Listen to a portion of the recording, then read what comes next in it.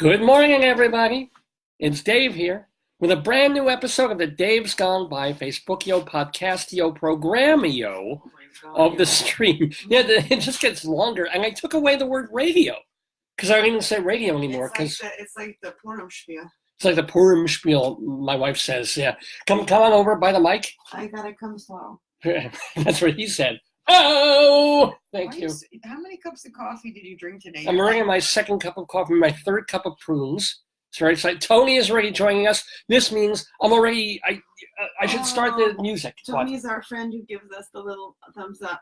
And Tony, oh boy, new segment this week. It's called Ask Potato. So actually, it's really Potato works as a hotline operator for less than minimum wage. Right. So it's going to be rather interesting. That's a subtitle. Potato working for minimum wage. So you ready, Potato? I'm ready. You ready, Joyce? Yes, I'm ready. I'm ready. I hope you're all ready for a brand new episode of Dave's Gone By, which, of course, always starts like this. Good morning, good morning, good morning. Here goes the Daverhood. And there's much rejoicing. Didn't your meds kick in yet? Yeah, David Lecter is here. He's a Long Island Arts guy. He's got his own radio show. I want you all to really enjoy a wonderful program done by a fine artist. A glorious thing of unparalleled beauty. Dave's Gone By. Dave is one of my very favorite broadcasters, so keep on listening to Mr. Dave.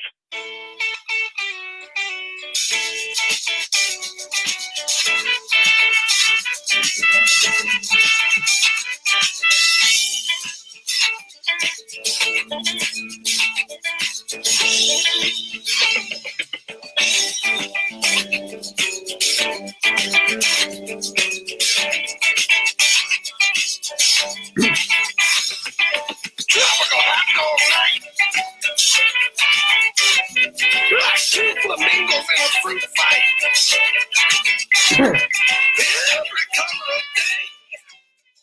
Well, there goes the old Daverhood. Welcome. See, it's St. Patrick's almost day. Oh, yes. Can you explain to me why they're having the St. Patrick's Day parade today in New York when tomorrow is St. Patrick's Day and it's Sunday, and Sunday is the ideal parade? I mean, everybody's off. Because they don't want to pay anybody overtime.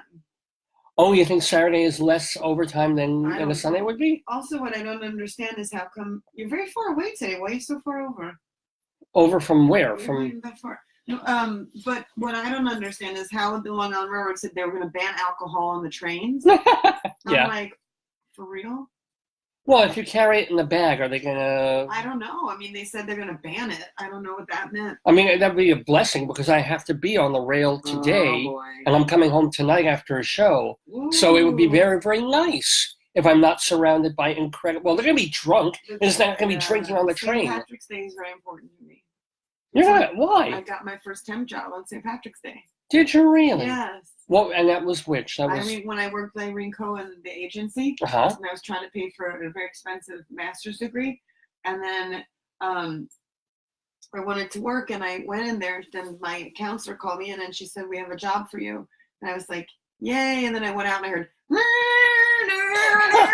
I was like, what? So that wasn't the day you started. That was the day you found out you got your first temp job. Yes. Oh, mazel. Mm-hmm. Well, we've had our conversation, probably not on camera, not on the show, about temp agencies and how they were absolutely useless to me. How I could not get even a foot. I couldn't get a toe of a foot in a door. I did. They thought I was doing an expose about the temp agency business. They thought I was like an undercover because I was going to a good school. And I was like, no, I need money to pay for school. So I had to convince them that I wasn't doing some kind of like, ethnographic study, or I wasn't like an FBI, like a plant for the school. I mean, they wouldn't think anything. And I went to a very good school too, but they saw this short Jew walking through the door who was not like a cute female. So trying to get me like even as a greeter in is a casting agency or a TV network or forget it. Couldn't get arrested. They give me jobs I wasn't really qualified for because I couldn't really type. I couldn't do a lot of stuff. I never learned to type. That's right. You can't type. I never domesticated, so I wasn't domesticated. How the hell did you get temp jobs that I couldn't get? Well, you couldn't type, and I could go like The 75 first words a job- minute. The first job I helped Marriott close down an office. Oh, that's nice. And everybody was striking, like the women not striking, the older women would go for their Some of them were very striking, no, depending on what they wore. like their lunch break and go get like health stuff done, and I would be like, oh, she's in the bathroom. Like, God, they'd be like, where's like Zelda? I'm like, she's still in the bathroom, like for hours, you know. Man. And I did that. Oh, the joys of work. And then I was working in Riverside or Washington Heights. I worked in a bilingual clinic. I pulled charts and did stuff like that. Okay. You know. Cool. What else? Where else? Japanese bank. I did I copying. didn't know you worked in a Japanese bank. Yes, but like just copying and then my favorite was I worked in a This is how you make copies in a Japanese bank. Hold on! Hello! I worked in doing annual reports in a brokerage house. Yeah. And the boss really liked me. She there was one where you were almost Me Too movemented by a female boss. I was Me Too movement. Which is something I would love to watch on like closed circuit cameras. And then tell more about that. No, she said she'd always compliment you. Yeah, you bend over the copy she'd machine. say that I should reproduce, like because people who reproduce shouldn't reproduce, and that I was somebody who should reproduce. Okay. Yeah. And that there was a machine would get the stocks from the international settings, not like S&P and the other indices or whatever. Yeah. And you'd have to bend over, and then I'd have to like squat down and get that machine, and then she'd call it the bend over machine. That was not nice. And then there was a guy there who used to do mixtapes, and he'd watch out for me, and he's like, I'm never gonna leave you alone with her. I don't like it. Because I was like a dumb person. Well, you were never a dumb person, but but I wasn't suspicious in that way. Wow, really? Yeah. You can sense. You had the internal. Get it, and then I thought she was just racist, you know. I thought because she would think like you should reproduce, like eugenicist. You know? She was pro. Like who should reproduce, and so I thought, okay, maybe she's just like a racist or eugenicist, but no, she was hot for your bod. Well, you know. What? She told me I didn't speak like someone from Queens. Which you don't necessarily. Of course not. I don't, because I'm not from Queens. I'm from another planet. Couldn't think of a joke there, and my mind just went. I was trying to go for a king joke and couldn't do it. By the way, welcome to Lawrence and Mikkel, or is it Michael? Sorry if I'm mispronouncing. Oh, and by the way, I'm Marnie, my cousin Marnie, and Drew and Chuck and Daniel and a couple of other folks. I'm sorry if I'm missing you already. And Tony and who else? Lawrence, Bernard, James. I'm sorry? I like this color. Tell them you got the shirt in Italy. Well, yeah, this is a Polish shirt, or what do you call it? A t-shirt that we got when we were in Italy, which is kind of neat. You were with 15 women. Well... 13 girls and me and Nancy. Yeah, because this is going back about 5 years ago already. Oh, yeah. But for our university, we were able to bring it was like 10... I thought it was 10 girls. Or maybe 10 girls, you mean Nancy. 10, I mean, not girls, young women of college, freshman or sophomore age to Italy. We went to Florence and to L'Aquila and to Rome. And I always forget one or two of the other places. Well, Venice, of course, we did. And it was neat. And, you know, I really don't like shopping much anywhere. But, you know, girls, and I know this is sexist, but girls want to shop. So half the time we're in Italy. We're looking for places to buy trinkets and garbage. But I ended up buying more trinkets and garbage than I did. You have more stuff from Italy than I do. But this is the closest thing I have to a green shirt to wear today for day before St. Patrick's Day, even though the parade in New York is today. I still don't. It's so weird. Still don't get that. But anyway, I'm Dave O. Lefkowitz. Excuse me, that's my wife, Joyce. This is Potato. No, in Irish, I'd be Joyce. Sure. Well, Joyce is Joyce. No, my friend's father, who was Irish, he used to always say, Joyce. Joyce. Boy, you're looking fine this morning. Joyce. I'm looking fine. Joyce is actually an English name. I'd be the oppressor, not the oppressed. I guess. Mm-hmm. Can't even. Wow, why is my brain not working this morning? Not working. It's not on joke mode. Come on, wake up. Brain. Oh, hold on. Call Potato. Oh, we're going to need the Potato hotline later. Yes. This is going to be a new segment that we're going to do in a little bit, where Potato will answer a question. Will you call up to the Potato hotline? Why don't you ask him now? And your brain. Yeah, might as well do this. Okay, so I'll ask him, and Potato will be ready. Hold on. Oh, wait, no, we need. Oh, don't go away. I mean, seriously, go talk to the people Where for are a you moment. going? Where are you going? Oh, Ah! here. Ow. Oh, God. Oh, That was my bad knee. oh. Where the hell is it? What? Well, I had a toy telephone. Where did it go? Oh, I don't know. I'll This look. is very important. I'll look. I can't do this without the toy Go in telephone. here. I'll look. Go in here. Ah. Don't hit my knees again. I'll kill you. This is also a running joke on the show that isn't really a joke. Is that It's not Joyce a joke. fell and hurt her knee knees a couple of weeks ago. And of course, wherever I go, whatever I do, I'm dropping something on her knee, banging into it. Last week it was my ankle. Oh, ankle, that's right. Well, which is sort of connected to the knee. Yes. You remember we had a telephone here. We did. What happened to it? I don't know. I'm looking. Oh, Tell yourself. oh, it should be in the top drawer. Because it's a top drawer comedy that we're doing here, ladies and gentlemen. Let me tell you, while we're looking for the telephone, what we're going to be doing on this episode of the show. What happened to it? I don't know. My iPod's here, but the top's not there. What happened to your? Oh, there it is. top there? I don't know. On today's Dave's Gone By, we're here from about 9 a.m., of course, to 11 or so every Saturday on this Facebook page, Radio Dave Lefkowitz. Please tell your friends and tell your enemies, tell your colleagues that we've been doing this show since October of 2002. This is our 689th episode of the show, and it's a special one because we have a return visitor. We don't always get that, but we have someone who was on the program about 3 years ago when he was doing his one-person show in Chicago. His name is Phil Johnson, and even though he himself is not Jewish, he wrote and performs in a solo show called A Jewish Joke. The idea of it is, it's a funny Jewish guy, little nebbishy Jewish comedy writer in the 1950s. And he's just on the brink with his writing partner of real big success. He's going to write a Marx Brothers movie. He's going to write a movie with Danny Kaye. Everything's going great with him at the studio. He's got a line directly to Louis B. Mayer. But it is the 1950s. He is Jewish. And suddenly his name and his partner's name winds up on the Joseph McCarthy blacklist list. And now he's got to spin a zillion things into butter to try and maintain his life and his job. It's called A Jewish Joke.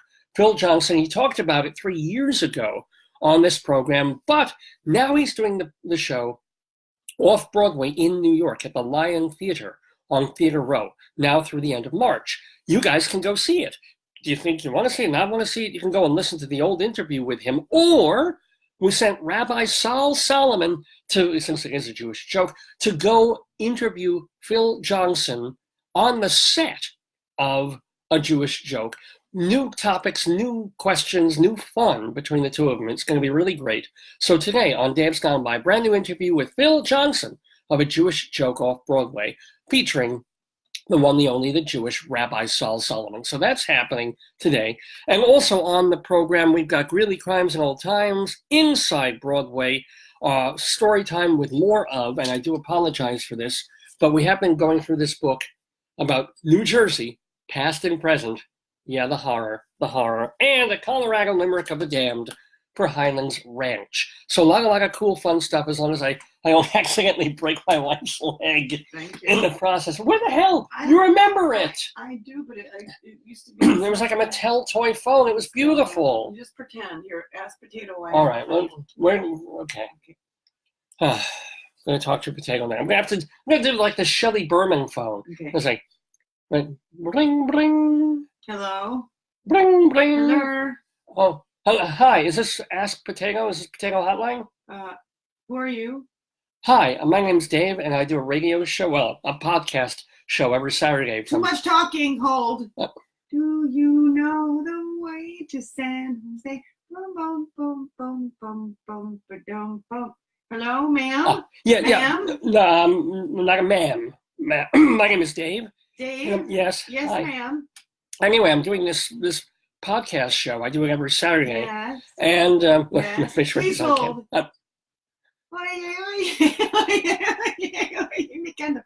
For English, please press 75. Hold on.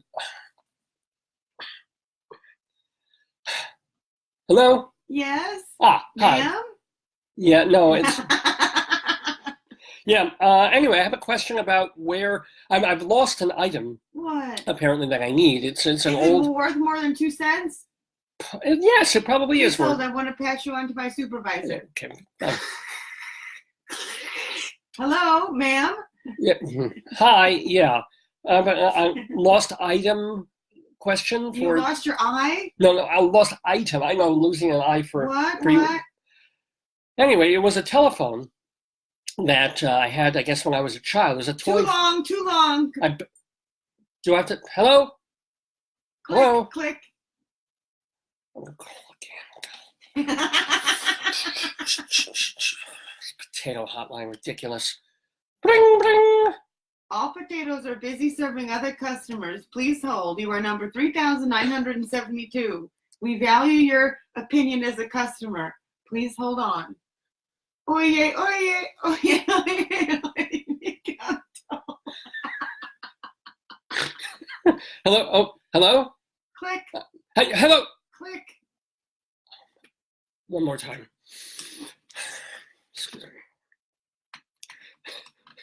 I love touch tone phones. Bring, bring. Hello? Hello? Mom? No. Oh, No. okay. Is this the potato hotline? Oh, yeah, sorry. I was on a lunch break trying to call my mother in Singapore. Did you reach her? Hold. Click, click, click, click, click, click. Hello, ma'am, sir? Hi. Yes. Sir, ma'am? Yeah. I have Hello? I can't hear you. I have a question. Good. I'm not stupid. Don't talk to me so slowly. I'm a potato. Watch me dance. I have a question Yes. about a lost item that I need for today's program, our What, podcast. you're funny? You lost your funny? No, I'm losing it rather quickly here, Potato. Oh. So do you have any suggestions about how I can do the program without my toy phone from when I was a child? You can improvise. I can. Okay, how would I do that, Potato? I don't know. I'm a potato. Okay, well, maybe a supervisor would know. No, supervisors are all on lunch break. Oh, all right. Please hold. Uh, Click. Thank you for calling the Potato Hotline. This has been a service from the Potato Hotline of the United States. Thank you, Potato. Potato Hotline, ladies and gentlemen. These humans. We may try this a little later. And if you guys have any questions for Potato, for the Potato Hotline, either about potatoes or about basically anything, you won't get an actual answer.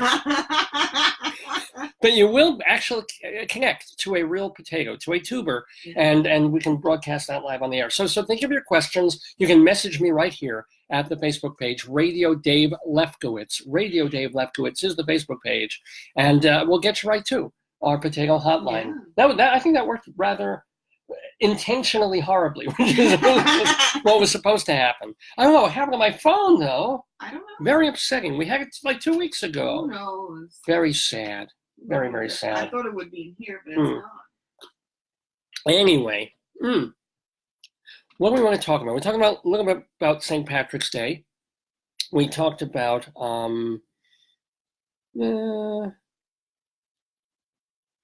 What? I'm trying to see what we. Well, you had a nice time going with my aunt and her daughter, which would make her my niece. No, cousin. Cousin. I can't never. The whole family tree thing is so She's your beyond. direct cousin. Your mother and her mother are sisters. Okay. And then they each had babies, and those babies are first cousins. First cousins. Yes. So what would a niece be? A niece would be.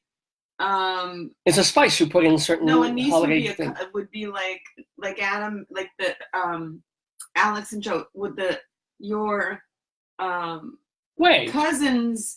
Your Oh, cousins' children are would your be nieces niece and nephews. I got it. I got it. That's Yes, what I'm an idiot. No, somebody's giving me thumbs up on this, on Yay. our family connections. But yes, okay. Sometimes it's hard to understand. I'm useless with that. First, second I always cousins, say sobrina, which is godmother in Spanish. eighth cousins, twice removed. I have It's confusing. no idea about this. I know, it's very confusing. A cousin is only twice removed if, let's say, social services takes them away from the parents. So removed from I the don't family. understand it. But okay, so you went to, it wasn't Atlantic City, you went to Mohegan Connecticut. Sun, yeah. Mohegan Sun, yeah. You know, How I was it? always get conflicted because of the oppression of the Native American people. Yeah.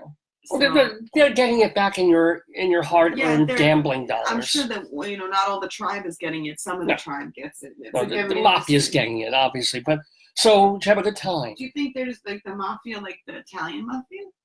I wouldn't be surprised if they make a deal, or if the Native Americans or the First Nations make a deal, Yes. or they have their own, mafia. They have their own They need it. Well, they have a tribal council, Yeah. and I'm sure they get a big chunk of that. Actually, if any culture in America still needs protection, Yeah. it's the Native American. Yeah, that's true. And actually, who would figure that out of nowhere the Italian mafia is back in the news? They had a Somebody got gangland killed. rub out. Yeah, and then they talked to one of the women. She's like, I served him a Danish and coffee every morning somewhere.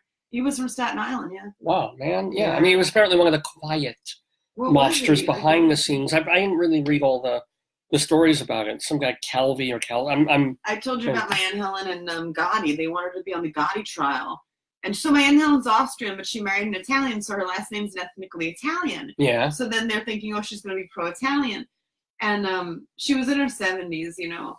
And I remember her going to the judge and saying, I'm going on this trip with the senior center, and like it's a lot of money, and I want to go on the trip, and I don't want to be on the trial, you know. And then The judge let her off for that? no. And then she's like, but she was old but in good health. And he's like, there's nothing that prohibits you from serving. So I used to take her on the bus in Queens. I used to go with her. I was a teenager. And I remember it was in summer, I think. And I took her and I would wait. They wouldn't let me in because I had no reason to be there. So there was a bench.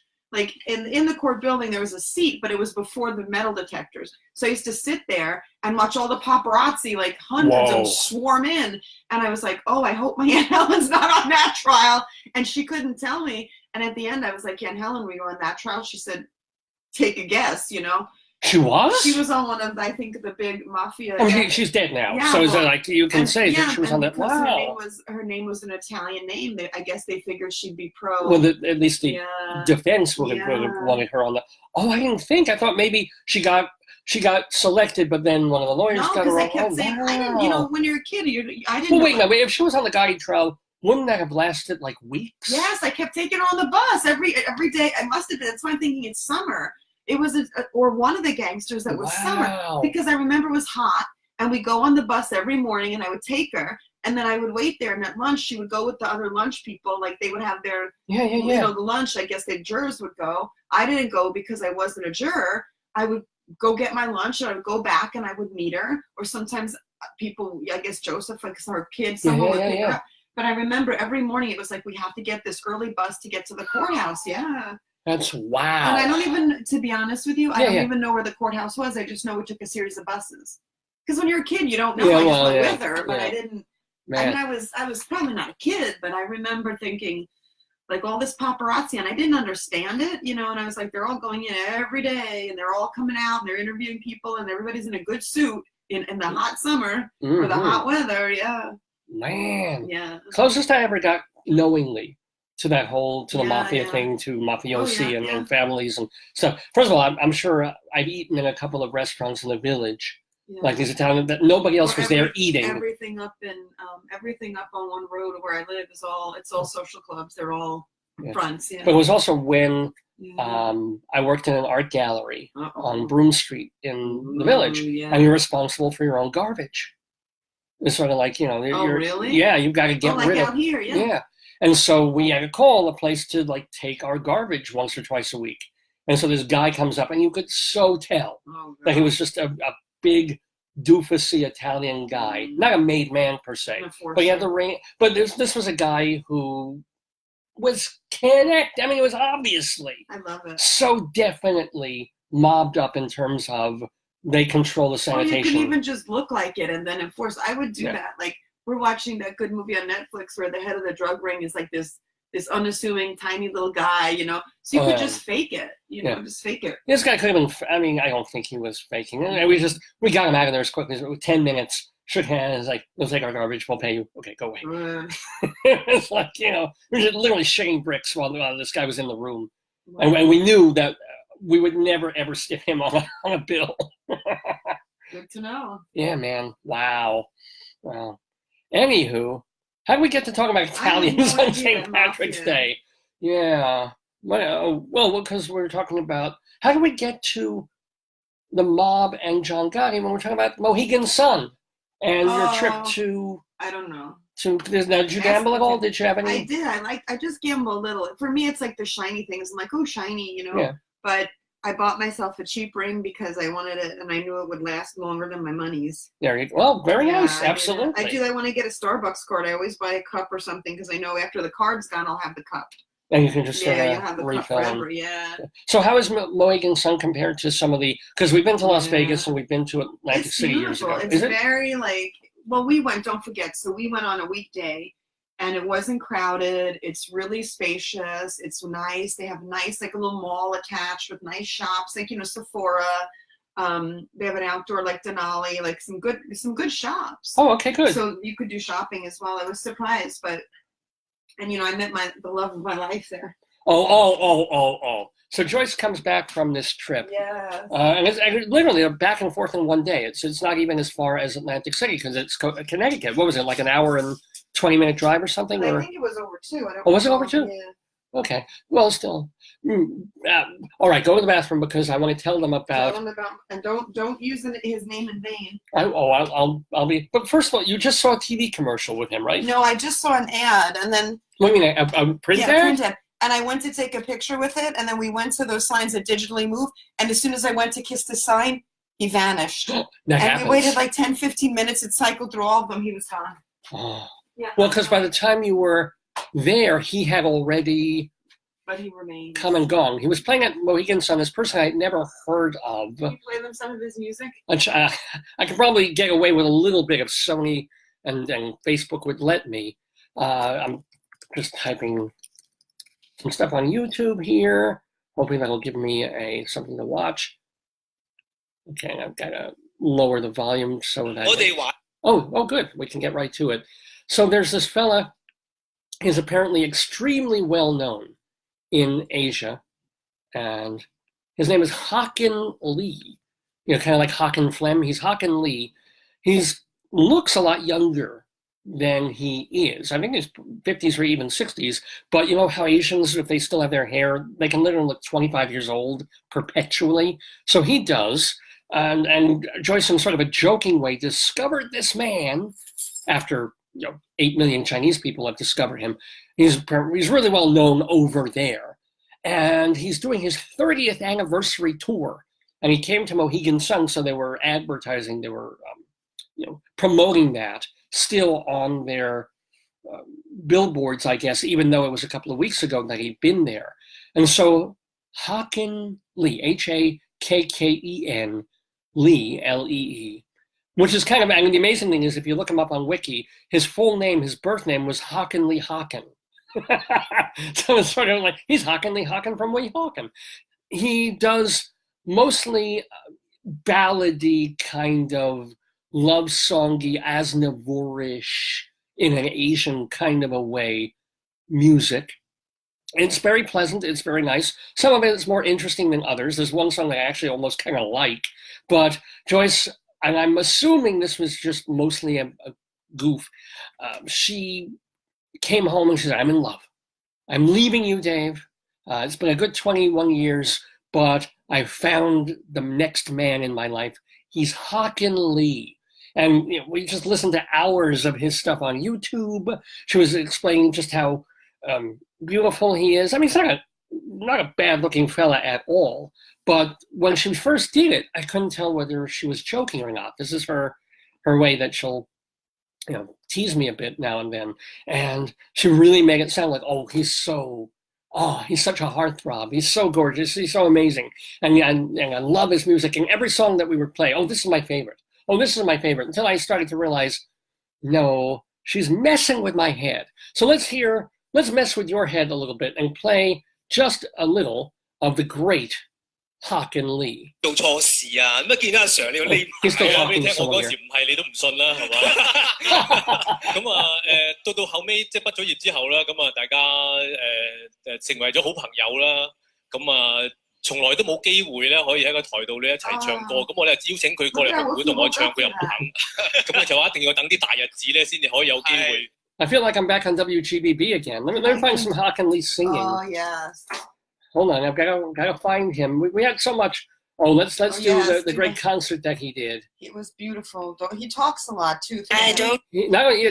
Not only does he talk a lot, but the thing is, and I gotta give these people credit, because a lot of the concerts that people do they're lame. in America, they're an hour and a half with maybe then an encore. This guy, who's on his 30th anniversary tour, Look what is says. 3 hours. It recorded this. I'm going to get this exactly. Baruch Hashem. What? That's what it's saying. Joyce's cell phone is kind of recording whatever we're saying. So here's some Hakken Lee. Oh, this is where we picked off last time.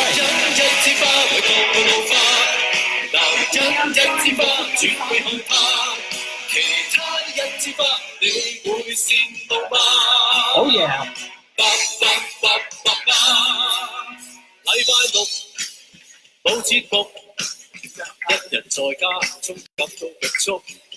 Yeah.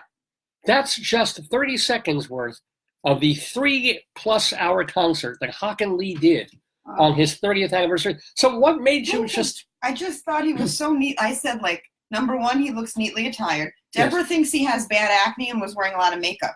And she's kind of right because 60-year-olds not gonna have that. No, but when I looked, he does have some stuff he must have covered on in the picture. They must have. She told me it was airbrushing. Okay. And then I said to myself, he's got neat hair, he looks clean, and he has a suit, so he must have health insurance. So I thought he'd be a good partner because he's neat, he has good skin, he wears a suit, and most importantly, and he has health insurance. Yeah. And then Deborah and Esther were not so sure that he would have health insurance. They said that it could be that he could be a very poor person who they just fixed him up and said, wear a suit. That's what Deborah said. You don't know. Well, maybe 30 years ago, he was a poor. You don't know. We didn't know the back. We thought he was like a 25-year-old singer. I know, right? He doesn't look because he's got the special buzz cut hair thing. He doesn't look 51. So they were a little bit. They were not on the Hakken Lee, and then Hakken. So then I didn't know the name, and Esther found the name. She said, I'm going to look on Mohegan Sun and see who played there. And then she found him. Esther found him. And the beautiful thing is, if you go watch, and I recommend that you don't watch more than 10 minutes of the concert at a time, just because your mind will be blown. No, unless you have a neon sign. This is a thing now. I love that. There's people in the audience, they're holding up signs, and they're day glow. They're neon, but they have neon tubing. Yeah. How do they do that? And just a whole section, which to me, if I were a performer, that would be unbearably distracting. Yeah, but maybe that's something like a name of a song, or if it says "We love you." Yeah. You know. You're the hawk. You rock. I gotta start stalking him. I told him I'm gonna. You're gonna stalk the hawk. I'm gonna stalk him. I'm gonna stalk him. She's gonna stalk the hawk because he rocks. But I have to figure out how to speak Japanese and then write him a letter. Hi. Do it. Hi. No, I could translate it on Google Translate. Wow. Some of his songs, one song we found was like, I'm writing this song just for me. And I don't think that's what it meant. Like the translation. Oh, the titles were so amazing. One yes. was like you said, Paris Hilton. He does have a song called Paris Hilton. That's what you said, the importance of a comma, right? Well, yeah. Not in this case, not. Paris there was another title of his that needed, but his song about Paris Hilton was actually about the Paris Hilton Hotel. Whether or not he realized that there's a rather famous sex person named Paris Hilton, I do not know. I don't know. But he's just a beautiful man. People are giving a thumbs up for Paris Hilton. And I will tell you, if he has health insurance, he's perfect. Oh, well, he's perfect. Okay. Joyce, there are some rumors that he's gay. You know, they always do that. They always do that. Why are the internet trolls trolling? Yeah, he's married. He has 2 kids. Everybody's a hater. But he did marry a beauty queen like Liev Schreiber, which did trouble me. Liev Schreiber didn't marry a beauty queen. He married an actress who's beautiful. Don't marry a Twinkie. Right, don't marry a Twinkie. Yeah, fair enough. And then for women, find someone with health insurance. Make sure it's a PPO, preferred provider organization. It's not like a catastrophic care. Marry someone who has good health insurance. That's the story. Man. That's the thing we didn't talk about in terms of health insurance and not quite and whatever, and people's jobs and stuff, and us, or you at least, being an academic. The big story in the news about colleges, man. Yeah. Oh, yeah. I mean, I only wish there were people giving UNC $5 million to let their children in. Those are called athletes, honey. I don't care. Fine. Fine, let there be. Where is our water polo coach? I want to go to Argentina and investigate the water polo team myself. I'm sure you do. Not the water polo. I want the polo Now, team. see, that I understand. The guy who's the head of the Argentine water polo, He's he is a yeah. very, very handsome fellow. No Yes. question about that. You He's know, loved even by Hakken all. Lee has to bow. No, Yeah. he's loved across the spectrum. But how is it one of those universities that these famous people paid a lot of money or bribed in certain ways to get their children in? How is it that one of these colleges had or has a water polo coach? Wow. Because they're bougie. I know. Wouldn't it be great to have a water polo coach at our university? It'd be nice to have anything at our university. It's like our university is so poor right now. It's like they bring the water polo team into the bathroom. It's like, all right, we play on the toilet. We just, keep swagging the puck from toilet to toilet. It's like, it's the politics. Like, that's why I say the Ivies are different. Oh, hell Ivies yeah. are different. But I mean, this idea, it's like the Casablanca moment when it's not Bogart, but it's the other person. It's like gambling in Casablanca. Right. I'm shocked. Has it ever been different for the Ivies? So this is what my advisor used to say, who I loved. She was really a trip. She'd say, in academics, we sometimes prove the obvious, right? Like when I don't think anybody who's ever been to college, thought of college, seen a college, looked at a college, heard of a college, this is not news. This is the politics of greed. This has been going on since academia became a corporation, since we all became cogs in the wheel. If you put your name on a wing at a university or a health, your grandson into perpetuity, your great-granddaughter is going to get in. It's called legacy, too. Like there used to be a lot of this, especially in the Ivies, where you had, huge, big families, maybe who weren't the smartest, but had the most money. And, like I said I think it was your dad or mom, in a capitalist society, right? Money is what people value. There's nothing new here. It's like, then I said to your dad, like, oh yeah, like no one ever plagiarized a paper. Oh. Really, like this is like duh, But people are criminalizing Lori Loughlin, who I interviewed for a magazine twice over the past few years. Very nice lady. Sale mystery murders. Yeah, she loves her She's whole no market. Angela Lansbury, but she's good, darling. She's good, darling. And she's a little too thin, but she's still. I mean, she's. I mean, in her 50s now. She's a very good-looking woman still. Yes, she's a good-looking woman. And she's married to a rich clothing designer. Target, he's a hottie. So everybody's going to be jealous of her anyway, and that's why they want to see her fall. And who's the other? Felicity Huffman, who's married to William H. Macy, so they've got all the money in the world, and she's famous, and they're both famous, and they're both actors. This is what I love. This is the beauty for me, that you can have money, but it doesn't mean you have any kind of intelligence. I think, it's like they were smart enough to bribe their kids into college. That's pretty smart. Yeah, but I love the fact it's like, people tend to idolize the power elite, and you can't. You can't. We do. Our president is a multimillionaire, possibly a billionaire at this point. How did people respected him because he was a successful capitalist businessman and a brand. That is what people. And he had his own university. That's right, and an academic too. But think about it, and you do. If people want money advice, who do they turn to? Warren Buffett. Why? Is Warren Buffett so much smarter than everybody else? No, he made billions of dollars. What I'm saying is money should not be the barometer of it. It is. It always is. It always. And as an artist, I can say this. If I were growing up in the 14 or 13 or 1500s, I forget the actual, maybe 13, 1200s, you would turn to the Medicis. You'd have a patron. Right. Yeah. You couldn't do it on your own. You couldn't just sit there and play your lute for nickels in the alley. You would find a Medici, a rich person with hopefully some taste that aligns with what you do. Or you just find a rich person who has no taste, and somebody in their system could get you to. Fine. I mean, it's all. I just feel, in some ways, I mean, I'll always be jealous of people like Lori Loughlin or Felicity Huffman because they've got everything. But it's a flawed paradigm, because you can't associate money with any kind of value. It doesn't mean people who have more money are better. No, certainly not. Not at all. But we do think of them that they've got the secret. The secret of getting along in life. I don't think they have the secret. I think they have a secret that they drank the Kool-Aid. Yeah, I but don't think so. just imagine that in our bank account we had an extra zero. I wouldn't care. All I want Yeah, is you would, because you'd all be I able to want- afford health all I- insurance. that's right. That's all I want.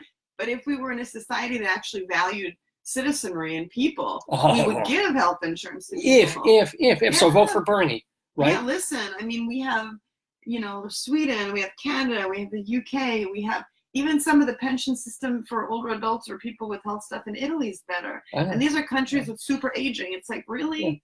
Yeah. It's to me, it's embarrassing. No, I mean, I agree. We should have, Mhm. on some level, maybe not complete socialist health insurance for everyone It's not unpaid, socialist but in this sense. It's like we should have coverage for everybody. It's not on that's some level. Yeah, that's a different Yeah. principle. Or my thing is we should have, good care that's a reasonable price. No shit. That to me, like, Yes. that's the deal, right? Yeah, something very, very reasonably priced. And if you really are truly indigent, you're not going to be turned Yes. away from a hospital, Yes. or which we don't do now anyway. Depending. Really? Yeah. So if someone wanders into a hospital with his arm half off, Yeah, but They- it's depending. Some places will treat you minimally and get you out, move you somewhere, send you somewhere, put you in an ambulance and send you Well, somewhere else. that could be. Yeah, it's a rough time. But I'm just saying, is like it does bother me sometimes when you say you're non-materialistic, you don't care about money. But at the same time, if we had X amount in the bank, Yeah. right, you'd still teach. You would love to teach. You'd Yeah. do research and write. Yeah. But at the same time, you wouldn't be worried. Oh my God, Mm. how are we going to pay for health insurance next yeah, year? yeah. Because you wouldn't think about it. You'd be like, oh, Yeah. what is it, $10,000 a month? Okay, Yeah. here it is. I think we should move to Sweden. Mhm. I like Sweden. So, well, like the winters Sweden. are not very. No, well, like, you could live in the city like Gothenburg or not on the islands. The islands are No, cheap. Faroe. That would be a little Yeah, desolate. yeah. That'd And be, they are, yeah. I would love to move into Ingmar Bergman's old house where he had the projector and the special screening room and all that. You don't think that'd be the coolest thing ever? I like Sweden a lot. Mm. I did like Sweden. It It was lovely. We loved it. Okay. We had a good I don't time. know. I didn't go. One of us didn't get to go to Sweden. No, that was for a conference. You I might know. present I go to yourself. some of your conferences. You've been to some of mine. Yeah. Sweden. And if The we had next- money, we'd travel like crazy. The next one will be Austin. Mm. Oh, my. Sweden? Austin, Texas. Texas. You can wear a cowboy hat and dance with a bull. I would do that. Yeah. You know I would And do you don't that. have to do them simultaneously. Oh, well, no. That's... Okay. Anyway, we're here. Get to Greeley Crimes because you gotta Yeah. go. Well, we're here doing Dave's Gone By. We've been bantering with my darling and adorable wife, Joyce. We had our potato hotline. We may have time for a little more. Or do we have I'm to on get break. to I'm on break. Oh, potatoes I'm on break? Union. Man.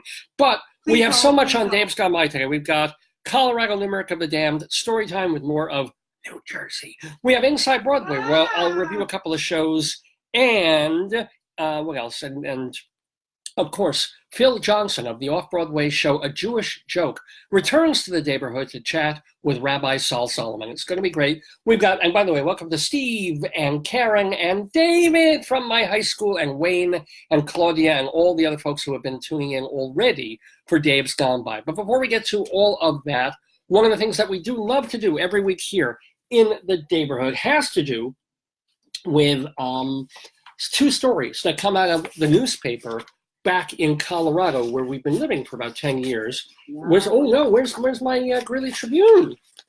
Ooh, that seems to have... It only comes because of the blizzard. Talk about the blizzard. It hath vanished. Oh dear. Well, anyway, it's called the Greeley Tribune.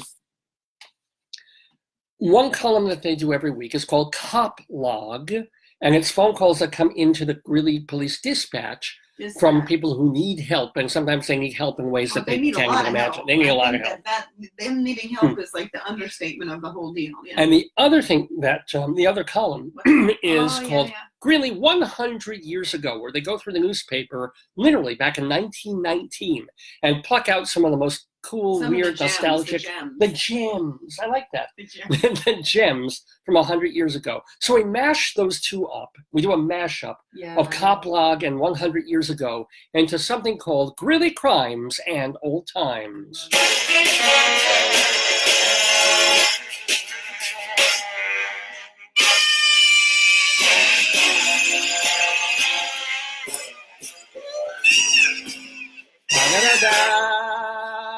Fiddly dee dwee, squiggly doo, squiggly dee dwee. Okay, so are you ready for Greeley Crimes of Old Times, my dear? Yes, I And are you ready at home? Okay, am. I am ready. let's begin with a crime. Where's my xylophone? Oh, you got your grogger. Okay. I think the xylophone's still in the thing. So, Okay. and I can't find our telephone. It's okay. No All right, worries. here we go. Police. Is it in one of these boxes? Maybe, but I doubt it. That's the only These are one. boxes of dog diapers. No, but check the one next to you. Feeling. I want to start moving things around because that would be a very bad ouchie. Okay. Police responded to an alley on 11th Street Uh-oh. for 3 boys wearing bright-colored clothing, Uh-oh. using excessive profanity, I think it was New Kids on the Block with Justin Bieber. and poking at objects. Like what? I was poking at stuff. What So if is you it? ever wonder what the Marx Brothers came back, I don't get maybe Muller and Curly. That's terrible. So Yeah. let them poke. let them poke and let them curse. I know. And well, I think it's the bright-colored clothing that really set the cops off. That's it. Maybe it's Yeah. Cyndi Lauper. It's Cyndi Lauper. Oh, we have a new alert here. This is For what? a you're a redneck alert. So Mm. if you're ready for where's can you do the grogger just You for a do moment? it, yeah, you go for it. Here's an alert. This is a you're a redneck alert when police responded to First Street to help a man get a cat out of his vent and to the under part of his mobile home. Oh. Did we talk about that one last time? No, that's sad though. I feel very sad about that. People get their cats stuck in one was in a tree or something. A lot of cats getting stuck in Greeley. But why would he want to get? I understand why you would want to get your cat out of a vent. Yeah. But why would you then stick it in the under part of your mobile home? What's there? Maybe that's where his litter box is, where he does doo-doo pee-pee. That could be. I think the vent was in the under part of the mobile home. Isn't they? Then they wrote this very Yeah, weird. I think it's like the vent was underneath it, and then he couldn't get the kitty cat, so the kitty cat got stuck. Stuck into the. I don't even. No idea. Poor kitty. Hey, we have our Colorado Limerick of the Damned coming up later in the show, but there's a little more poetry. Oh, nice. We have Look at poetry that. now Oh, nice. from 1919. Oh yeah. This is by Walt Mason, man. Rippling Rhymes, published in the That's newspaper got to be a good one. 100 years ago. It is the time of auction sales when farmers sell their junk. Regardless of the rains or gales, the auction brings a lot of males to blow their hard-earned plunk. Yeah, that's quite a poem. I'm speechless. There's too many things in it that are problematic for me to even go near. Oh, I've blown my hard-earned plunk a couple of times, let me tell you. Yeah, usually with pornography, but you know, When it brings in all those males. Yeah. there are social dances Woo! every Saturday night over at the OLD Garage. That's a really romantic place. Oh, yeah. Where do you want to start dancing? I want the OLD Garage. I want to please. dance in the garage. The managers are doing all they can to make the dances clean and respectable. Whoa. They have a good floor and good music and should in no way be compared to most public dances. No way. Oh. There'll be no lambada. No lambada. Oh, no lambada. No grinding. No Macarena. No grinding. Yeah. Why? No, because it's kind of funny. I just saw 2 weeks ago a play where public dancing was the thing. It was an English play that they were reviving at the Mint Theater about public dancing and how a church-going man would be so scandalized Really? to have a new dance hall on his block. Anyway, just What, saying. did someone write something? So yeah, we got a message from Claudia. Claudia is I didn't recognize her last name because it's her married name.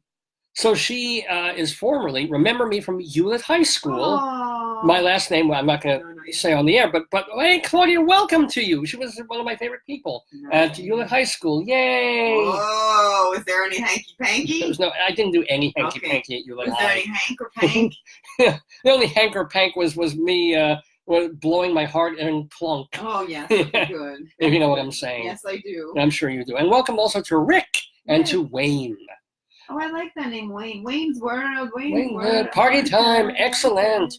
W.C. Roberts broke the gun club record Uh-oh. by hitting out of 100 targets. How many times do you think he hit his target? 90. 97. Whoa. Whoa. He said he slept until 1 in the afternoon, and that quieted his nervous system, which is usually very upset. Wow. That's good. But give a man who has an upset nervous system a gun. Because that's just how you like to roll. Well, next week he said he will sleep until 2 o'clock, and then he can shoot a perfect score. That's great. And some Democrats. Whoa, that's messy. I know. It would be. And some kids in an alley wearing gun. Police responded to 11th Avenue. And by the way, I will tell you right now, this was not me. It's all 11th Avenue. What's going on? Yeah, it's not even 8th and 8th. It's 11th No. Avenue. But I'm telling you, I'm promising you it was not Are you me. sure? You're 100% sure? 100% sure. That's good. For a man walking down the street without any pants or underwear You did it on. last time too, right? Oh, wait, this is, maybe I forgot to remove these. This Yeah. is, we did this one I also. remember the one with no Yeah. pants. All right, I'm sorry, I did this last week. But police responded to a fast food restaurant on 8th Avenue. Uh-oh, 8th and 8th is the vortex of all, insanity. Well, this was a woman harassing employees. Oh, no. The woman told police she was mad Yes. because the hot chocolate she purchased wasn't really hot chocolate. What was it? And it doesn't say. Well, I have a friend, so we have a common friend, and I like the Starbucks Earl Grey tea, Yeah. and she got cocoa there, and she said the cocoa didn't taste like cocoa. Oh, man. No, but I think it's like they use a syrup, or it's Yeah, a they different. don't- It's like it's not like a Hershey's or This something. is a fast food place, so, it's like nobody tell her about the chicken nuggets. Oh God, no. Although they are, in fact, nuggets. I don't Yeah, even. but not chicken. Yeah. Police responded to the Greeley Rec Center, the recreation Which center. one? There's one uptown and one downtown. I don't have that. There's two. For a man in the alley yelling, man in the alley at the Greeley Yeah. Recreation Center, this is his kind of recreation, quote, "Don't murder people," Good. at the trash cans. That's good. I think that's very healthy. Really? Yeah, those Yeah. trash cans are evil. I know. I knew Oscar the Grouch had a bad secret. Yes, I'm Oscar telling the you. Grouch was like a serial killer. Why do you think he was always hiding out when people came? Now, it isn't just the fast food restaurants and the recreation centers that have some issues here. Back 100 years ago, at the Greeley National Bank, who knew that Greeley had a national bank? The alarm sounded at about 10 o'clock Tuesday night, Mhm. causing police and the Tribune Republican reporters Yeah. to rush to the scene. A search showed, and this is a quote, that there were no bold bad burglars, just a malfunction in the system. This is how they wrote back in the plunking themselves. Yeah, I bet they were. Spain, they're plunking. I love the alliteration from 100 years ago. No bold bad I burglars. like that. Breaking in, breaking bad. Maybe it was the Hamburglar. Oh, it could be. But this is the bank, not the fast food place. Honey! Oh! Spin it. Okay. No. Hobo alert! Hobo alert! We have, ladies and gentlemen, a hobo alert on this Dave's Gone By on Greeley Crimes and Old Times. Are you ready? Yeah. There are a large number of hobos and tramps traveling And through thieves. Greeley this week. Okay. Tramps and thieves. It is thought that they are walking from Washington State and going back east where they could find better jobs. Okay. They've caused little trouble. Jobs with health insurance. Yeah, right. Back in the day, health insurance was probably like 80 cents a year. Mm. Except Wednesday night at a hobo camp near the Sterling Hotel Oh no. in downtown Greeley, where 4 gunshots were fired. Oh my God. Police couldn't find the shooter or anyone who had been shot. Wow. Those hobos were living it up. I know, right? I was just wondering if the police fired the shots in order to break up the hobo camp. Probably no, because they were at a hotel. I just love the idea that, they're bad, they're evil, the hobos, and they're in town looking for work. Yeah. Yeah. Anywho. It's a messed up society we live in, babe. A Greeley man called Weld County dispatchers to learn about the legalities of keeping stray dogs. Okay. The man said he found the dog and wanted to keep it. Oh. He refused to provide his address, so police couldn't go to his address to take the dog away. However, officers found the man's Facebook page, Oh. which already featured numerous posts of him and the dog. Aw. So officers encouraged the man to file a found dog report with the Humane Society. Oh, he Facebooked with the dog. He loves the dog. Loves the dog. But I guess that's you don't want to, because if you It put could be that thing up, somebody's. within a week, the family I can don't come and know claim it how- or something I don't know like how that. it goes. I don't know. He wants the dog. Oh boy, I can't believe I missed this. Or- The Swastika Club met yesterday for a noon luncheon. Really? This is 1919. The Swastika Club met for a luncheon. The afternoon was spent eating delicious food, having good conversation, and a general good time. And of course, the modern writer, I guess it's Mike Peters over at the Greeley Tribune, had to add, note, before Hitler adopted the symbol, the swastika was quite popular and a religious symbol. It's a symbol in South Asian religion. Oh, isn't it First Nations? Because, Yeah. but also if you look at it, Ganesh holds a swastika. Really? Yeah, because it's the life symbol. It's like a different, it was taken over. Sikh Puri. Don't even know what that means. Yes, I do. I think I do. You're crazy. Here's an advertisement. Do you remember the cottage cheese your mother used to make? Oh, God. This is disgusting. I'm sorry. Oh, there's more. It melted in your David. mouth. Well, we make the best cottage cheese from the best quality clabbered milk. And I do love my milk clabbered. Yeah. Right from the cupboard. It's clabbered in the cupboard. That's crazy. We never cry over sour milk. We just make it into cottage cheese. Nice. Brownhurst Dairy. Nice. Is it the idea, though, is it me? What? Obviously, it's not just me. Was the idea of cottage cheese melting in your mouth unbelievably nauseating? Well, I guess it's better than if it was like stanky and nasty and, No, but the cottage cheese you get from the supermarket, it's got texture. You chew it. Some of it is milky. But I guess melting in your mouth is a good sales It's ooh. I agree. Certain things I want to melt in my, like chocolate, okay, that can melt in my mouth, that's fine. What else is like melt? Chocolate, butter. Remember the comedian we saw said all seafood is just an excuse to drink butter? Butter. Yeah, okay, so that's melting your mouth, I get it. But cottage cheese, I don't want melting. No, I agree. I want it to be nice and cold and sort of chewy, curdy, and milky. I don't be melting my cottage cheese in anybody's mouth.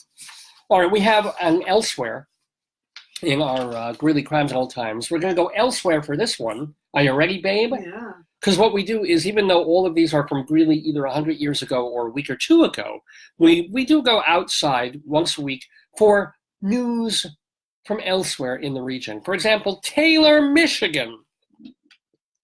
A federal appeals court says, actually, I'm very happy about this story, says that a Michigan woman's constitutional rights were violated when she was handed a speeding ticket after giving the finger to a suburban Detroit officer in 2017. You can't give a person a ticket for Damn right.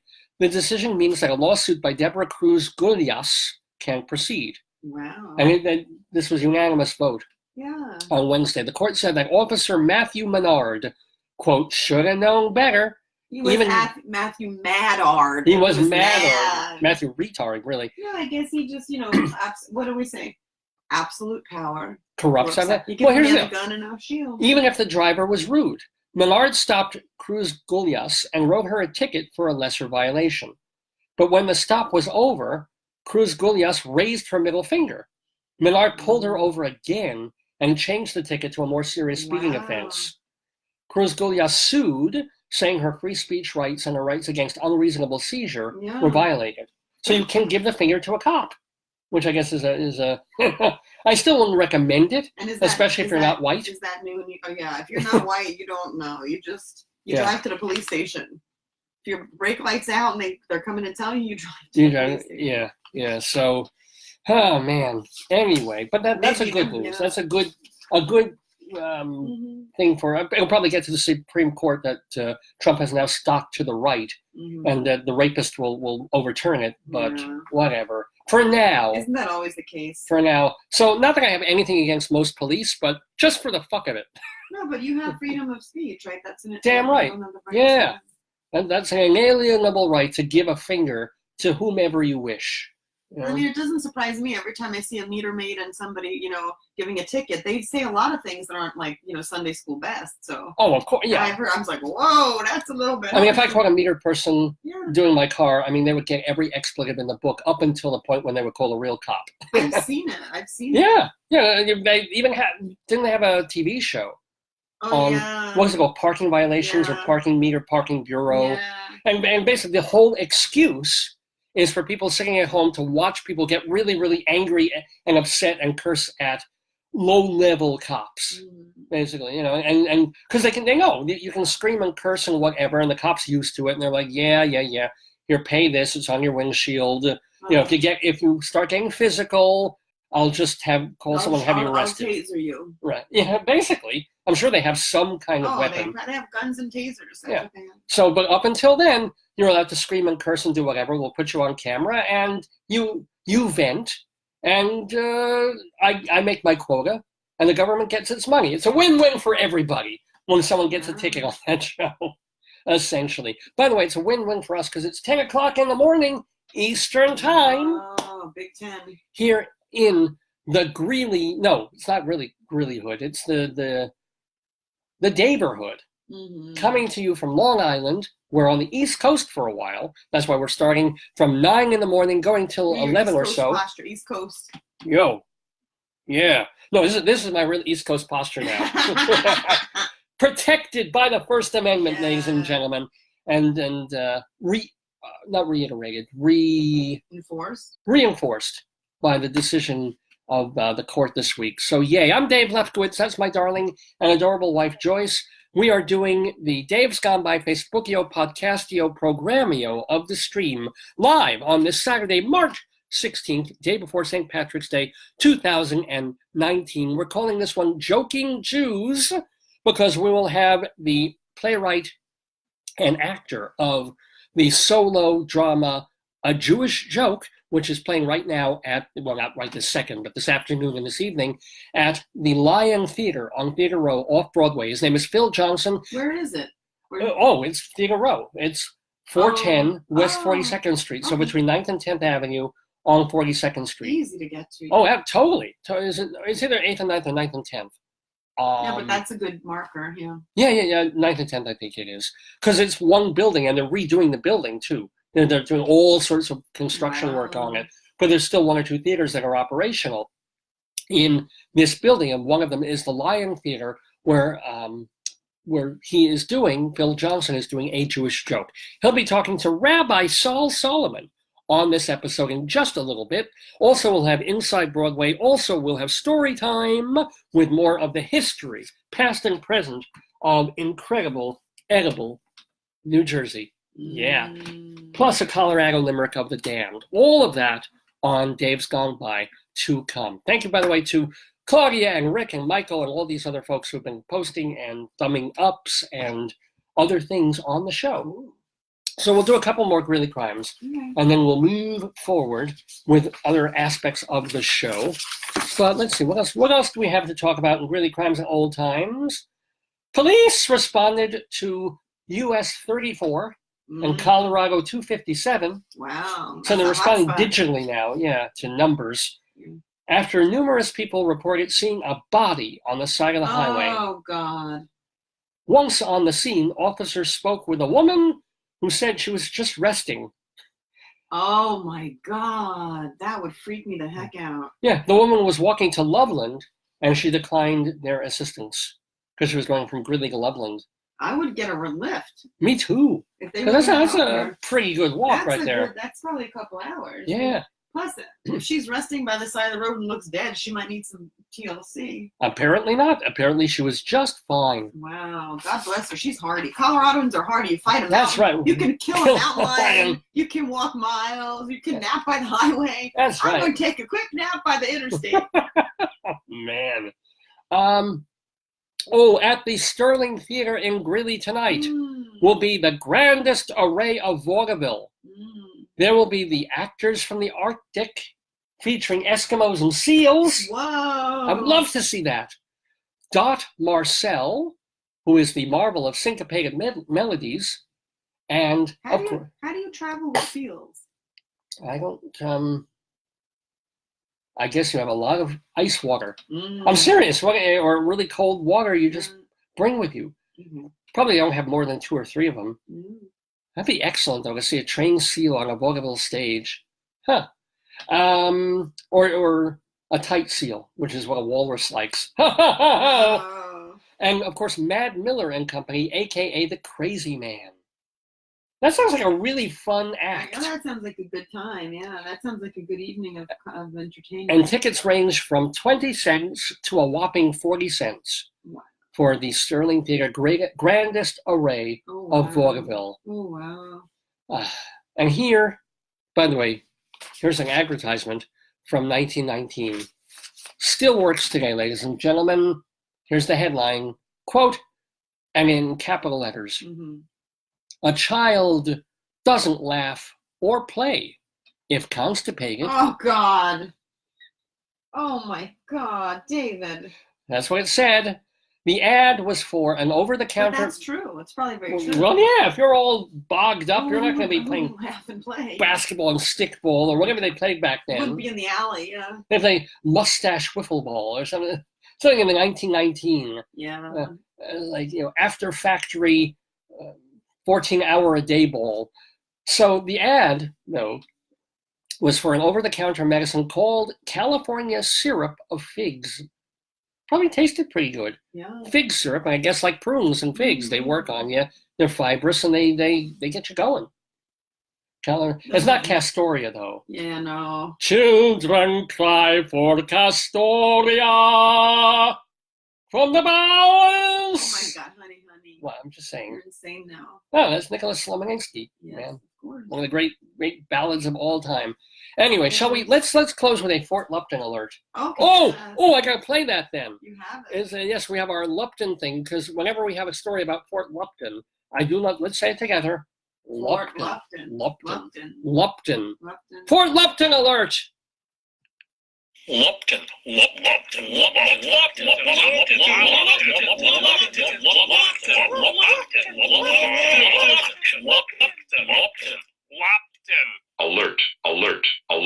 Alert. Yes, ladies and gentlemen, that's our Fort Lupton alert, because we have a story. We actually have a story about Fort Lupton. Since Buford Power, a huge 6'4" center, joined the team, the Fort Lupton basket tossers haven't lost a game. Wow. Power has been scoring about half the team's points in every game. Remember when people were named Buford? That's lovely. Buford Power was nailing it. He from was Fort killing Lupton. He was killing it. Isn't that exciting? Buford was woke. He was woke. That's right. Ha. Oh, I would have bought a ticket, but I couldn't Buford it. Ladies and gentlemen, that has been Greeley Crimes and Old Times. Mr. Horace Greeley was no fool. I'm sure that you'll agree with me that Greeley was no fool. What he is getting at is that Mr. Greeley was no fool. Yippee-yi, yippee-yi, yippee-yi-yi-yi, yippee-yi, yippee-yi,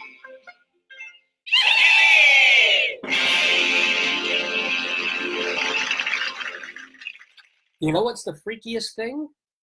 That I play that Yeah. whenever we finish Greeley Crimes and Old Times. Yeah. And because Groucho Marx is Mr. Horace Greeley was no fool. Yeah. We say, Go West, young man, from the movie Go West, Yeah. one of the lesser Marx Brother movies.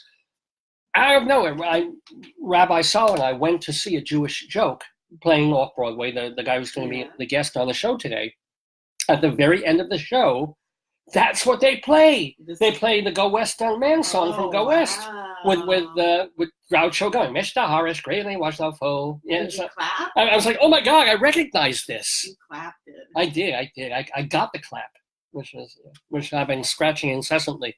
So anyway, Greeley Crimes and Old Times, we do that every week on Dave's Gone By with me, Dave Lefkowitz, my darling and adorable wife, Joyce. No, I'm actually totally, I'm golden. I'm good. Thank you, Lala, for your help, because we have so much more to do. We have our Colorado Limerick of the Damned. We have our story time. We have our guest, Phil Johnson, talking with Rabbi Solomon. We'll get to all of that, although I do want to remind you that one of the ways that we're able to do this program is through the help and the kindness of our sponsors, Hewlett Minuteman Press, the copy kings of Broadway in Hewlett. They've been around, this franchise has been owned and operated by the Torong family since the mid-1970s. I've been using them basically since the 1980s. They've been sponsoring this show since it started back in 2002. You should use them as well because they do everything that you need from a place that does copying and so much more. So yeah, of course they can do black and white single-sided copies or double-sided copies or color copies, even on nice laminated style paper. They can do whole booklets and books and bound things and spiral binding. But more than that, they can put your logo on uniforms or pens and pencil sets, on clothing, on hats, on big banners and flyers and mylar balloons. Plus they're known for their wedding invitations, holiday cards, regular invitations. They can do all of this, business cards. In fact, let me tell you, our show is called Joking Jews. Excuse me, I came off the top of my head there.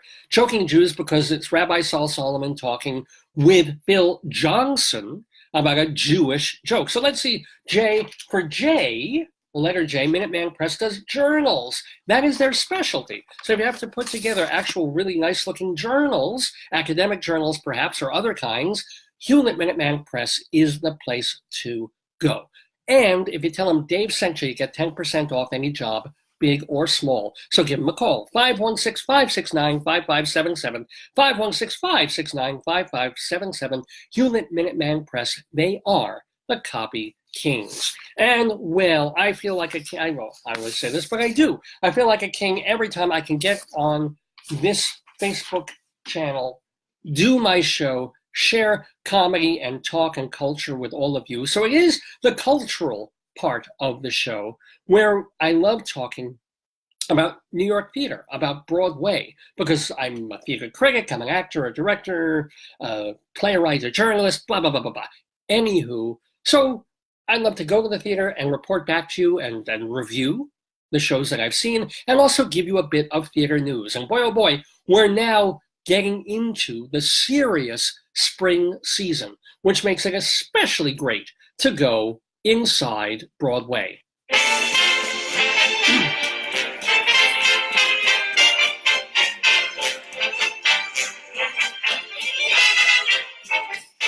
Inside Broadway, a look at theater on and off Broadway and beyond. Brought to you by Total Theater and Performing Arts Insider. Curtain going up. Oops, sorry about that. I was hitting the wrong button there. And then I realized that I didn't save the song that I wanted to do. So just give me a mo and I'll find it. Oh yes, the joys of doing homegrown podcasting, my friends. It's a delight. It really is, actually. But yeah, inside Broadway we're going as... Oh, that typing probably sounds really great when you're listening to it. Hold on. And just going to kill it there. Stop. Be quiet, share. They always put up an ad when I'm doing a YouTube thing. And that bing. We'll get it right there. Cool. Okay. Inside Broadway we go for news of the Rialto. Lots of trombones, 76 of them, in fact, coming to Broadway in about a year and a half. Because as rumored, and as a matter of fact, apparently he tweeted or put on social media the day before it was officially announced, Hugh Jackman is going to be Harold Hill in a revival of The Music Man coming to a Schubert Broadway theater in October, not October 19, but October of 2020. You know The Music Man. It's been revived on Broadway like 3 times already. One time with Matthew Broderick, another time with, I'm sorry, but I'm forgetting his name. I think it's been revived 3 times on Broadway because Anyway, I should have looked all this up. But you know the story, at least. It's a con man who comes to town to teach the village children how to play their instruments, and he has no idea how to teach them that. But he also has another effect on the town and on a particular librarian named Marion. So we got Hugh Jackman, one of the more famous and put Hugh Jackman in anything, it will sell amazing amounts of tickets. So Scott Rudin grabbed him. He's got Jerry Zaks directing. Now, Jerry Zaks just directed that monster revival of Hello, Dolly with Bette Midler in it. So yeah, and Jackman, of course, was in The Boy from Oz and The River on Broadway, and is a movie star, too, for the Wolverine series. So that is happening, again, not this coming fall, but a season away. The Music Man revived once again on Broadway. I want to tell you about an off-Broadway show that I ended up seeing a week ago and quite enjoyed. I actually do have the playbill on this. It is called The Cake, and it's a tasty little confection, and I do mean that. And there, Deborah Jo Rupp. She, of course, was the mom in that 70s show, playing at Manhattan Theater Club on their main stage, their big stage one at City Center on West 55th Street. It's a comedy by Becca Brunstetter called The Cake, and it's a pretty simple plot. It's a fairly, I'm not going to call it a simple show, but it's a boulevard comedy. And I do not say that in any way, in a disparaging way. I find that a good thing when you have a comedy that's reasonably well crafted, that has, I wouldn't say easy jokes, but appealing jokes, characters you're interested in. It isn't really heavy and dark and terribly serious, but there are real issues and emotions being dealt with. And you come out of it and you have a good, pleasant time at the theater. I think there's something to that, where you're not blitzed and blasted out of your seat by a musical that's trying to do too much for 2.5 hours, or you're not sitting through a drama where it's either nothing's going on because it's all just slice of life and they leave it at that, or there's too much melodrama going on, or it's too seriously didactic political. This is, as Neil Simon had patented, as shows of the 1960s and 70s had down, a watchable, enjoyable boulevard comedy with some depth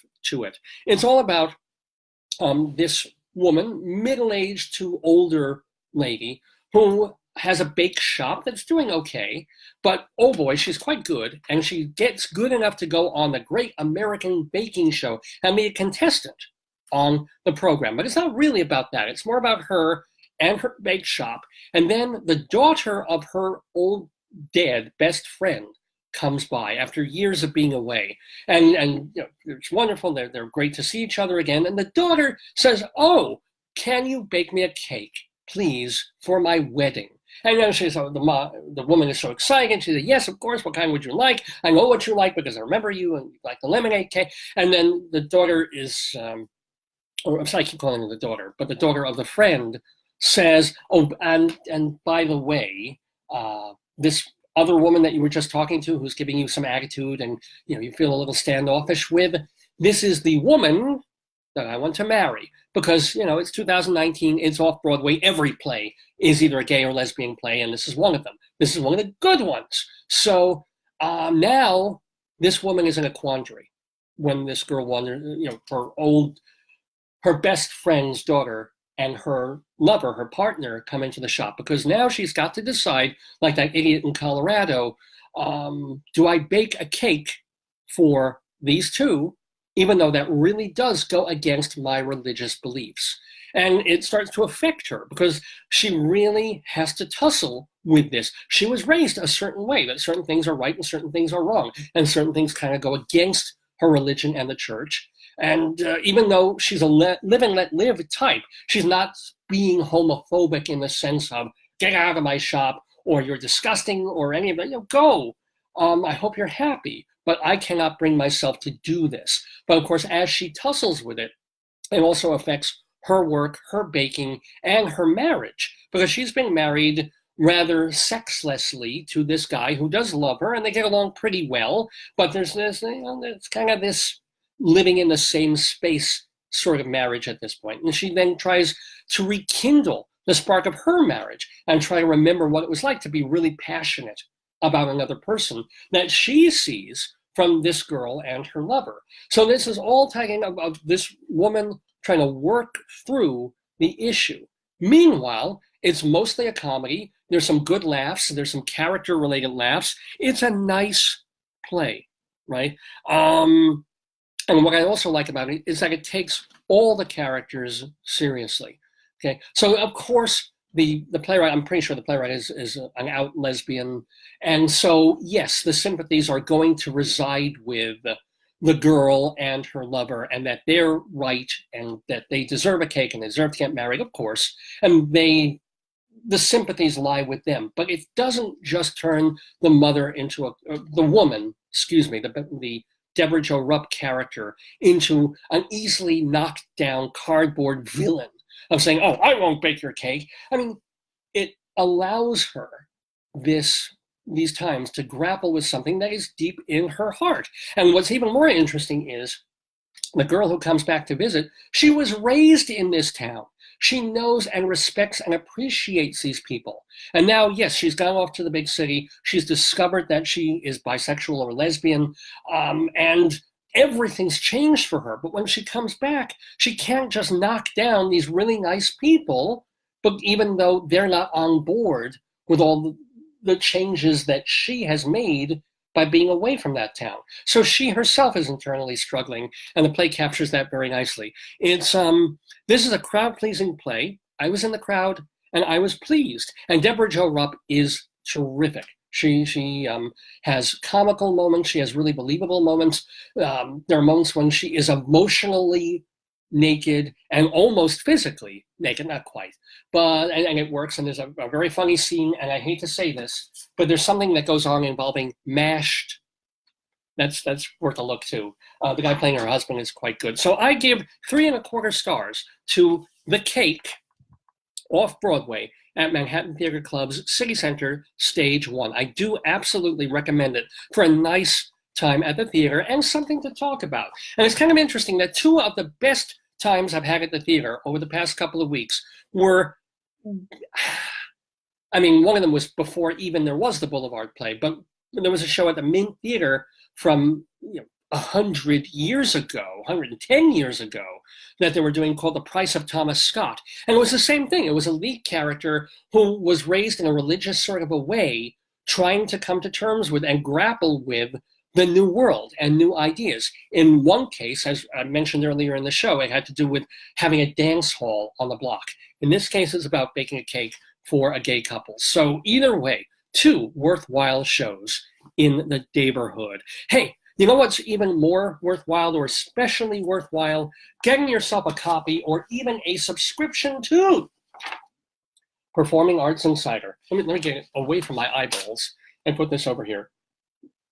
That works. Performing Arts Insider, the Bible of Broadway, since 1944. This is the place where people in the entertainment industry turn for all the information that they need about every single show on every stage of New York. Broadway, off and off-Broadway. You can't get this info anywhere else. You know, I usually say, you can open a dozen windows and find this and this and this. Still, nobody collects it in the same way. Nobody gives you every detail on all this material. For example, here's a guide to the Broadway season, right there on one page. All the shows running from previous seasons, all the shows currently opening on Broadway this season. Then you've got next season, the 2019-20 season, a little map to the Broadway district. Okay, that's helpful.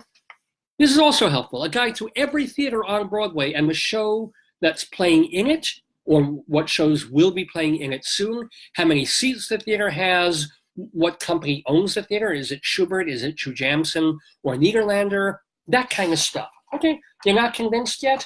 That's fine. Here's a guide to the press agents. These are the folks you get house seats from. These are the folks that you can contact if you want to contact the people involved in all the Broadway shows. These are the press agents who handle them. There's more. A chronological listing of every show on Broadway, when it starts, previews, opens, and closes, what theater it's at, the location of the theater, the press agent handling it, the dates involved. Not only that, but we do the same thing for every single show off and even off-Broadway, every theater in New York. Okay, now we get, let's not forget this, awards and special events. So, for example, what is today? We're in the middle of March. On March 16th, today, the Golden Shamrock Gala Gala from Gingold Theater Group. That's taking place at 3 West Club. The press agent is David Gersten. What the hell is this? I don't know, but it's got Stephen Schwartz, the music guy, the guy who did The Magic Show and Wicked. He's being honored alongside some other folks. I don't know who they are, but anywho, if you're in the entertainment industry, the theater community, this is important to you. And there's even a day-by-day chronological listing of awards and special events until we get to, of course, the heart of the magazine, which is the listings of every show comprehensively on Broadway. Look at Anastasia, which is going to be closing in a couple of weeks. Look at all that information, all the producers of that show and their addresses and their email and phone number addresses, the general manager, the production manager, the press agent, the theater that it's in, the dates that it's running, and then, of course, all the creatives involved. The writer, the director, the choreographer, the people who wrote the score, the composer, plot synopsis. We do this for every show on Broadway, every show coming to Broadway in the months ahead, and every show off and off Broadway too. For example, let's look at a Jewish joke, since that's kind of an important show for us today on the program, because Phil Johnson will be joining us. Here's a Jewish joke. It's a solo drama written by two people, actually, Marnie Friedman and Phil Johnson. It's directed by David Ellenstein. It gives a set and costume and sound designer. The plot of the show, the producer is the Roustabouts Theater Company, general manager, production stage manager, the press agent, the Lion Theater, which is over at 410 West 42nd Street off of 9th Avenue, gives you the number for tickets and also the dates that it's running. It opened March 13th and it's running through the end of March at the Lion Theater. Every single show on, off, and off Broadway, Performing Arts Insider. How do you get it?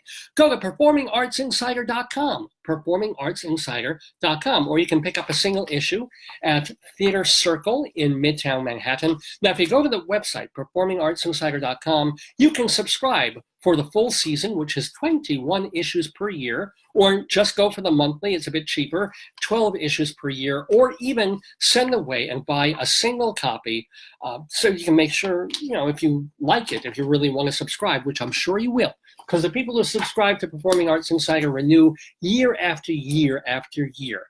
performingartsinsider.com. It is the Bible of Broadway. And back to Broadway we go on Inside Broadway today on the Dave's Gone By Facebookio program of the stream.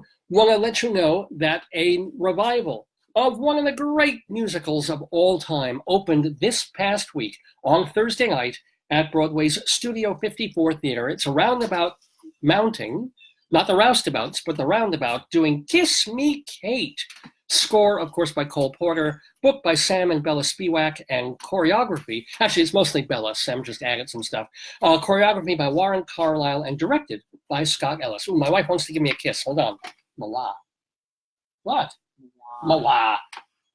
It's a Broadway air kiss. Kiss me, Dave. That's right. I just kissed Joyce, so it's Kiss Me Joyce, Kiss Me Dave for Kiss Me Kate. Scam Likely's calling you. Let me have it. No. Potato can answer.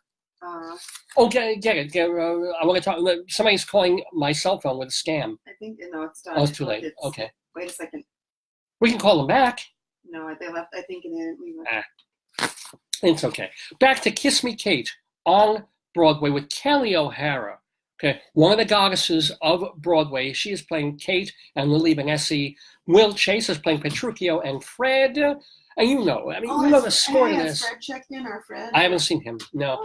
Too Darn Hot, So in Love, Always True to You in My Fashion, classic songs from Kiss Me Kate. So, I haven't seen it yet. I'm hoping to see it in about a week and a half, and I'll report back to you. But what did the critics think, the major New York critics think of this revival? Well, basically to a person, big thumbs up, often raves. For example, Greg Evans of Deadline.com called the show a masterpiece. Well, yeah, with some of the best songs anyone ever wrote for the stage. There are some slight modernizations that didn't need to be done, but it keeps perfectly true to the fashions of Cole Porter, having a blast with William Shakespeare. Ben Brantley of the New York Times, he also thought it was a terrific revival and that the show remains a bawdy, heady treasure.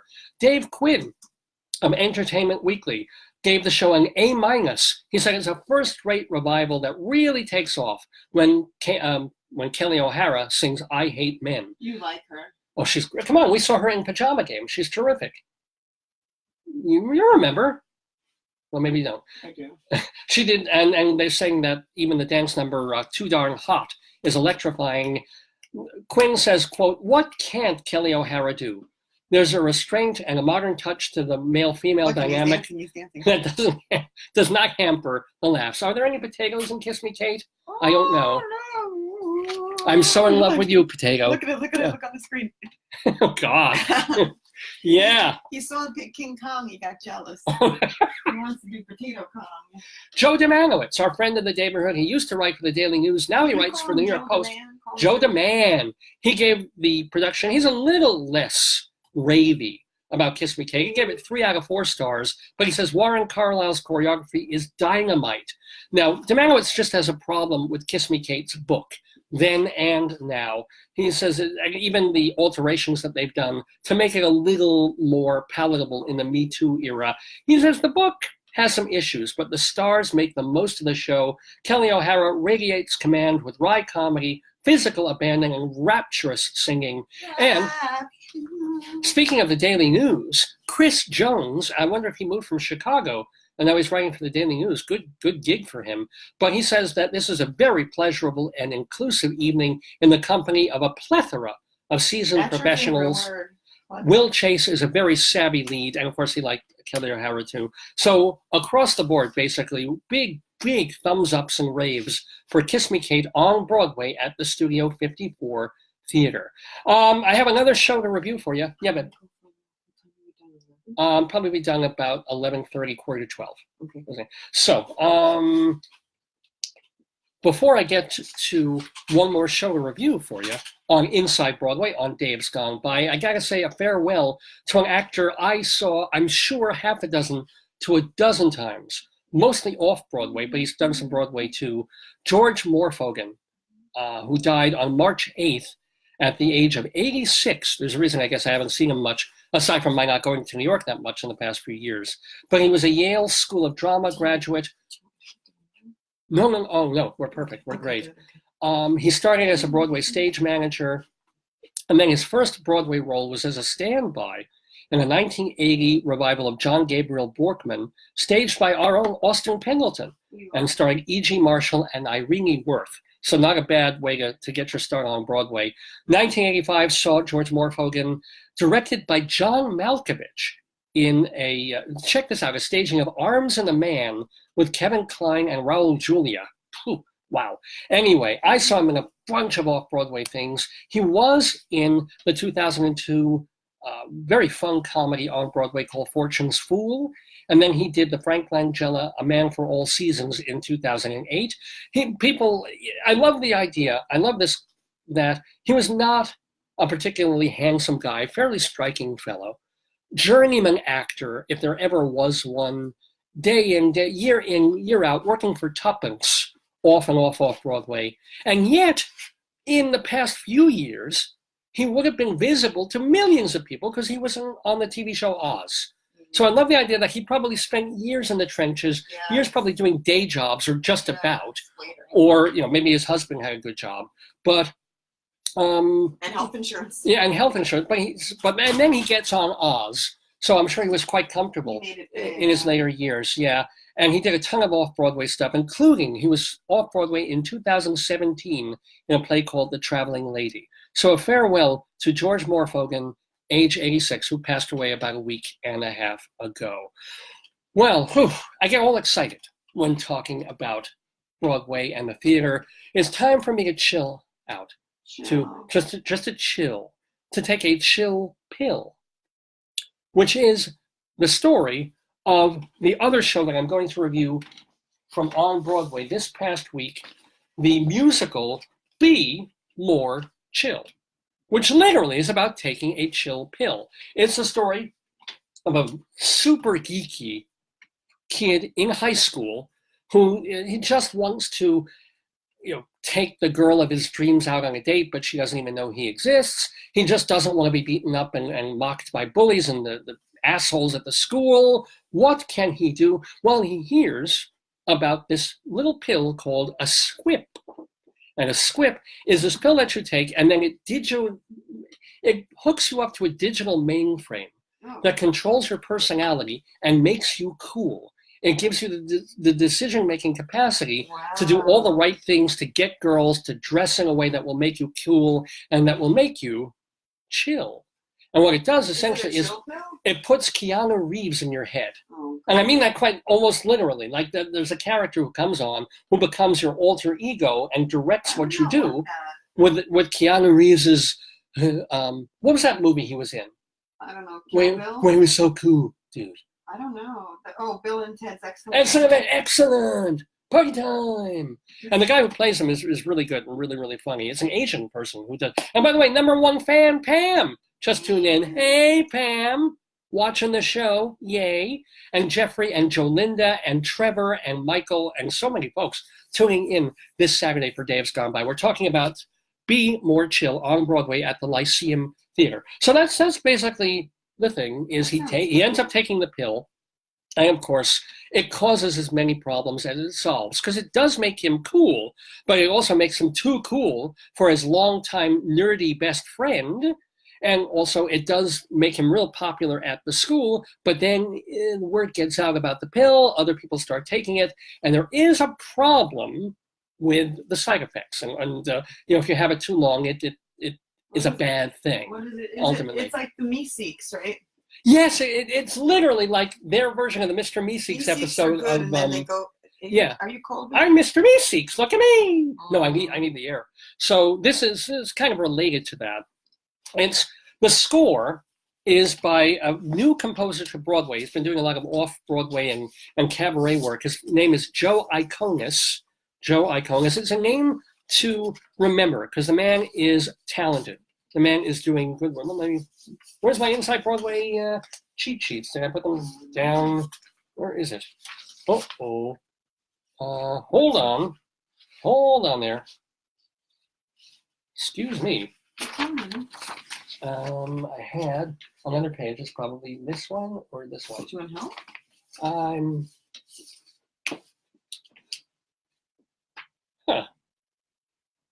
Oh, I see what I did. Forgive me. I need to get more settled.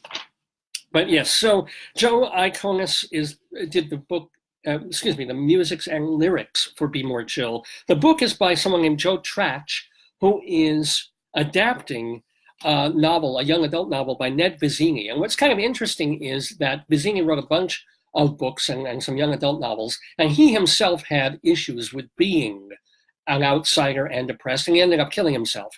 But this show does not get quite so dark.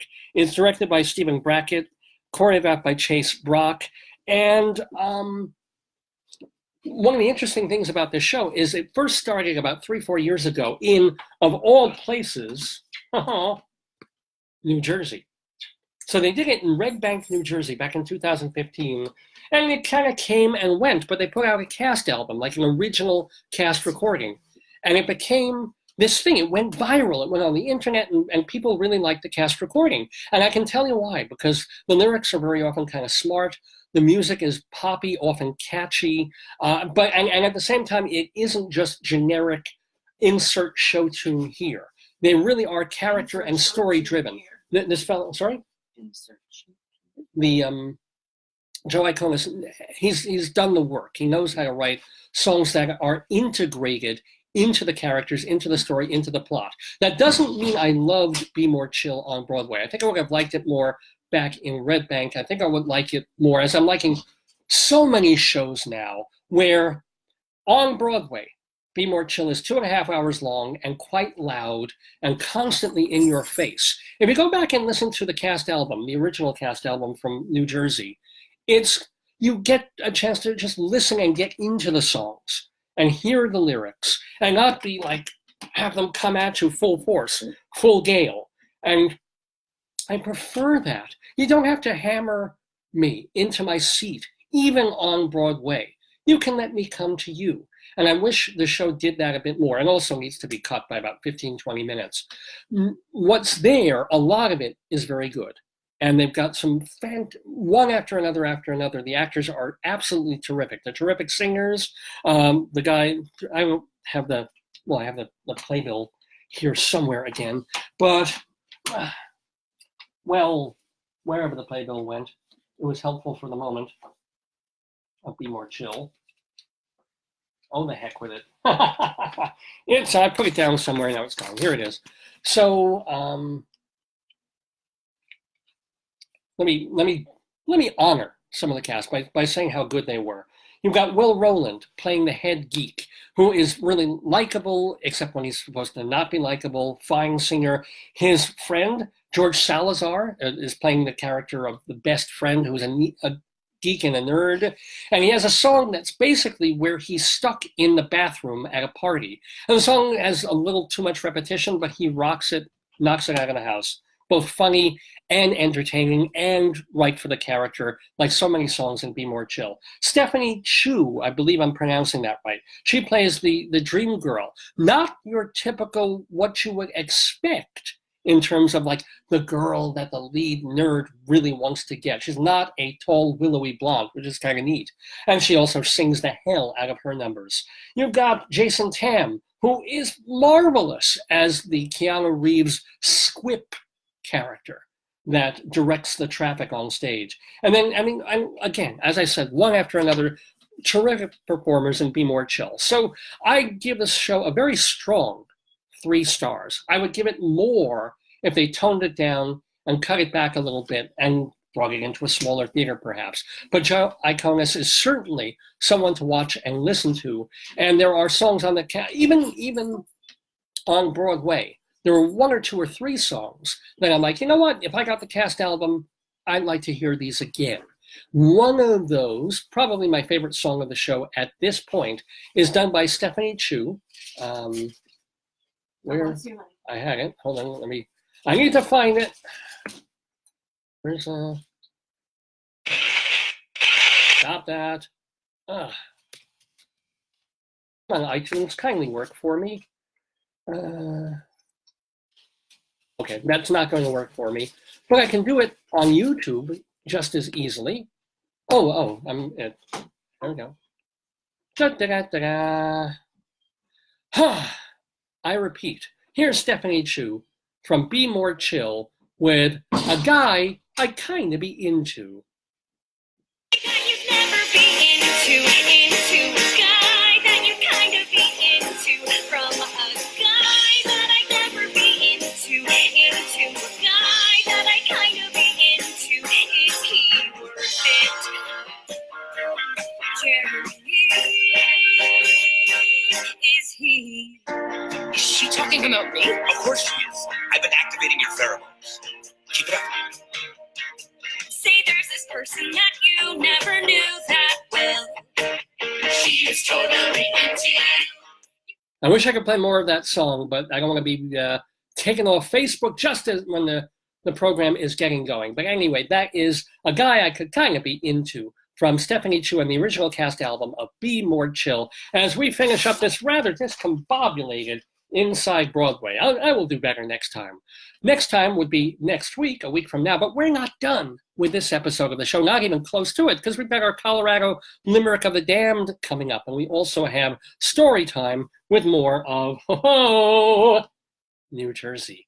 But before that, the most important part of the program, our guest. We have a guest in the Daverhood, very excited to have someone back, because we don't have a lot of people back more than once, even if they're great. We just don't have a chance to get people back in the Daverhood once they've been on the show. But oh boy, this time we do. Phil Johnson was doing a show in Chicago 3 years ago called A Jewish Joke. And we thought, wouldn't it be great if Rabbi Sal Solomon could interview Phil Johnson back then, but because Jewish and a Jewish joke and so forth. So he did, and it was a great interview. Now, Phil Johnson has brought A Jewish Joke to New York. It's playing off-Broadway at the Lion Theater on Theater Row. So we thought, let's send Rabbi Sal again to interview Phil Johnson about now bringing the show to New York. Having done it in a couple of other cities, what else he's been doing in the past 3 years, about comedy, about jokes, about all sorts of things. So without further ado or a don't, let's have, let me bring that up there. Let's hear from Phil Johnson and Rabbi Sal Solomon. Whether I'm right or whether I'm wrong, whether I find a place in this world or never belong, I've gotta be me. I've gotta be me. What else can I be but what I am? I wanna live, not merely survive. And I won't give up the dream of life that keeps me alive. I've gotta be me. I've gotta be free. The dream that I see makes me what I am. Bill Johnson on Dave's Gone By with the one, the only, the Jewish. I just have to find it. Where is it? On my laptop. It's somewhere. Hold on. I had it out and then I must have closed it. Here we go. Oh, shalom, my friends. Oh, shalom, my enemies. This is your old pal, Rabbi Sol Solomon, founder and spiritual leader of Temple Sons of Bitches in Great Neck, New York. And I am so happy, I'm so thrilled to meet in person someone that I have spoken to only on the telephone, only on this thing right here. You can't really see the whole set here, but hold on just a moment. Hello. Spam. Anywho, I'm talking with Phil Johnson. Now, this man may not look Jewish, because he's not. But that is the only bad thing I'm going to say about him, because he's doing Jewish stuff. He has a play that he did in Chicago a couple of years ago, and we spoke to him by the telephone back then to talk about a Jewish joke. Well, it went very well in Chicago, and have you done it other places? I have, yeah. It's been about 4 or 5 different cities: San Diego, and then Chicago, and Louisville, St. Louis. There's Jews in St. Louis? A couple. What do they look like? Small, very tiny. Yeah, they have to be. He did this show, a Jewish joke, and now we're in New York. We are in the Lion Theater, off-Broadway, that is 410 West 42nd Street, which is, they call it Theater Row, because it's a row of theaters. Actually, they're not really a row, they're on top of each other, but we'll talk. But his play, A Jewish Joke, is actually not technical. I'm going to move back so there's more room for me. So I'm on here. That's better. Oh, that's better. That's not better. There we go. Let me get over here. Okay. There we go. We're literally on the stage. We are on the set of A Jewish Joke, which, by the way, who did your costume? Well, no, this is not the costume. You have a, no, this is me. But your costume, it's a brown, schmucky kind of a suit. A lot of brown. Yeah.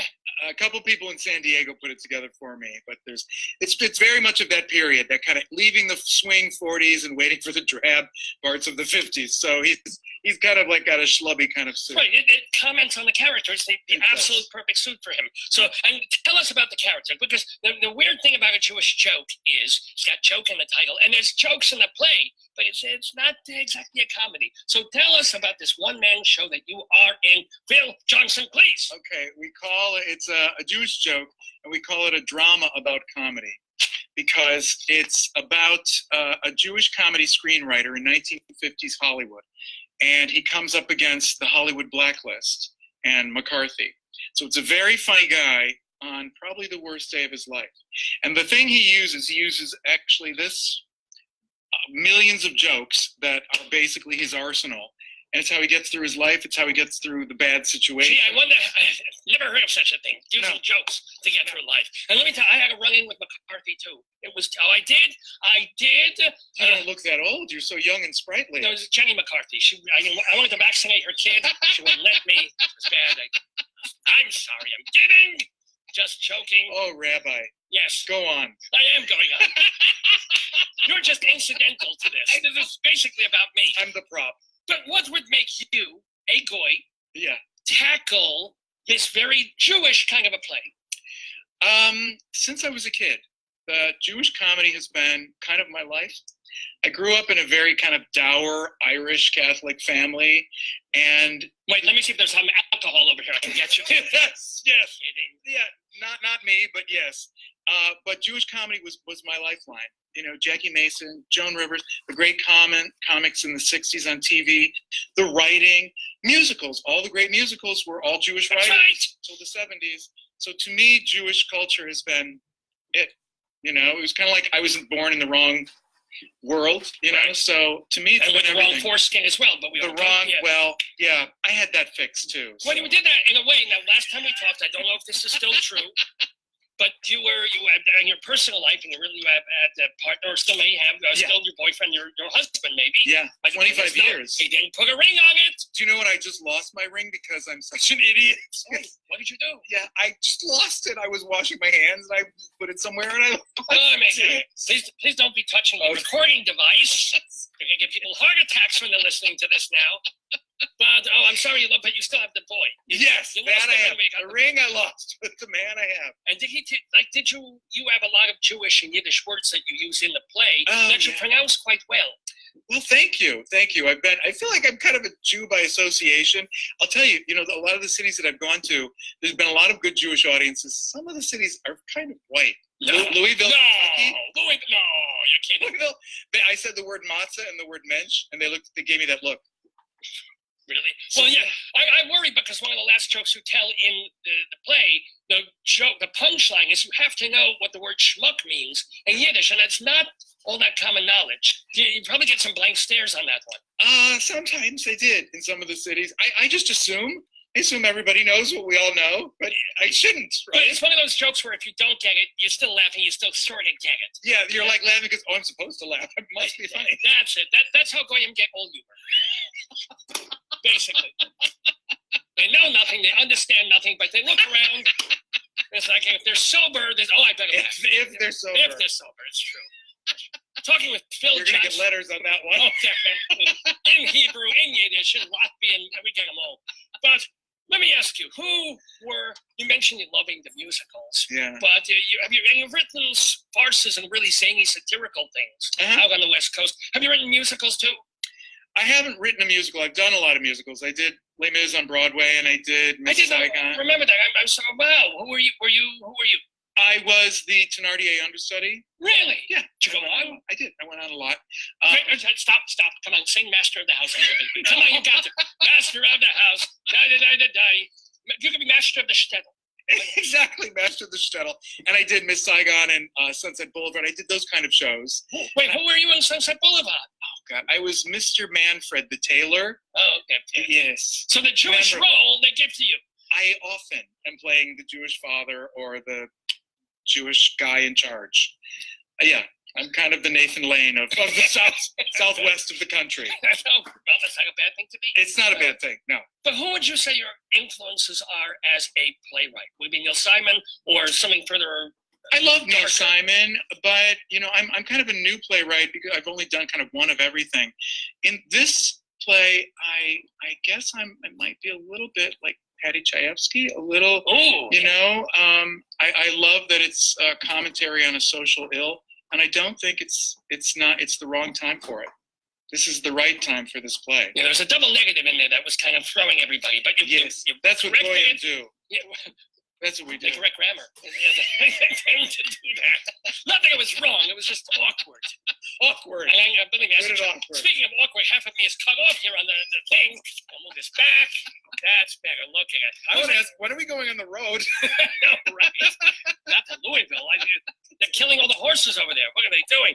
Anywho, so now that you've been doing theater for all these years, including Broadway, but even smaller theaters like this, any hilarious, funny, weird moments with audience members where you're trying to do what you're doing up here and something happens?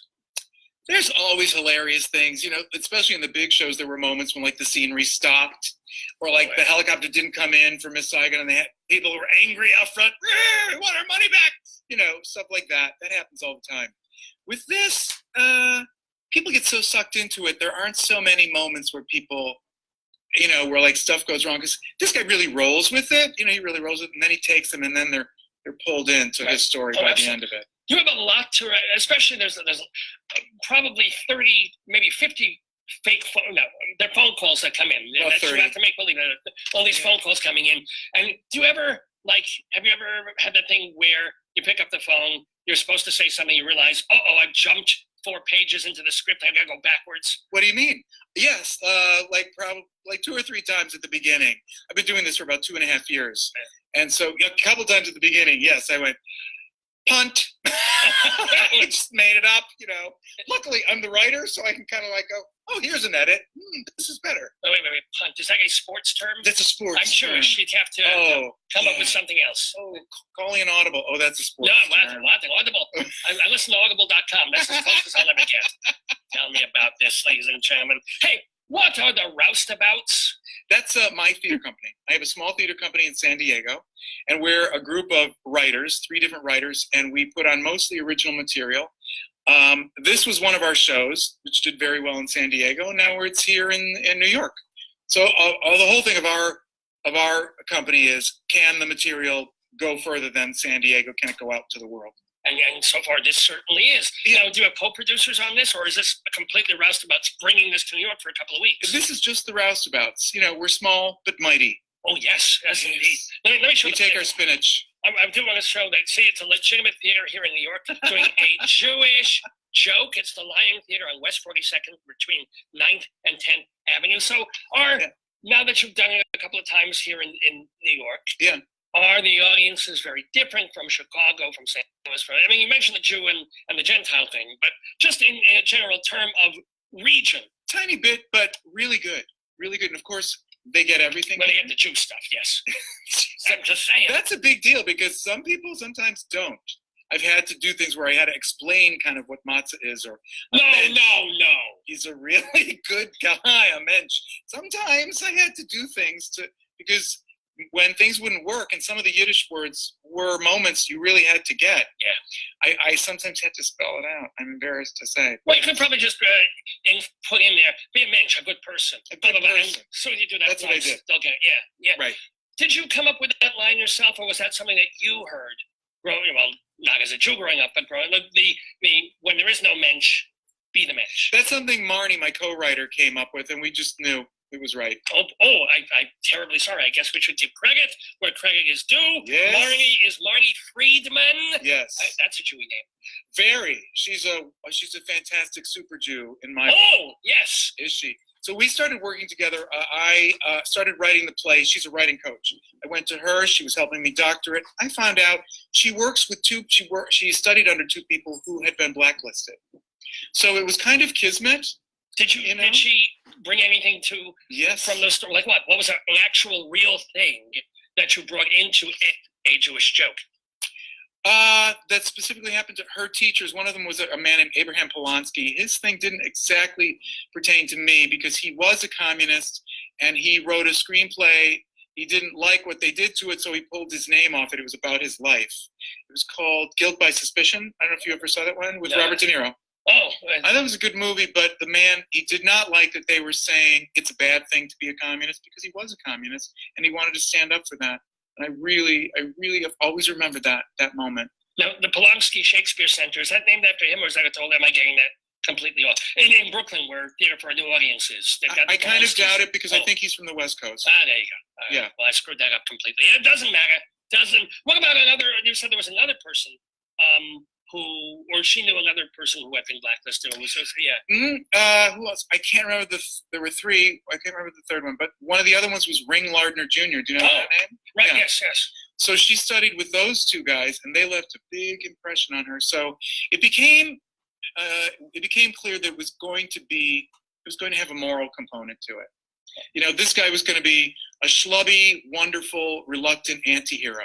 And finally, he was going to stand up at the end. Well, can you just get it? Whoa! Why did you do that? Because you're Goyim, you don't understand. Oh, I don't. Arc and structure, you just don't get it. No,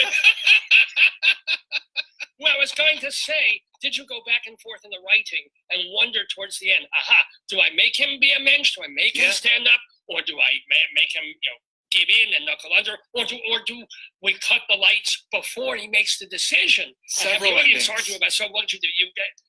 There was an ending where he just picks up the phone before anything happens, before he says anything.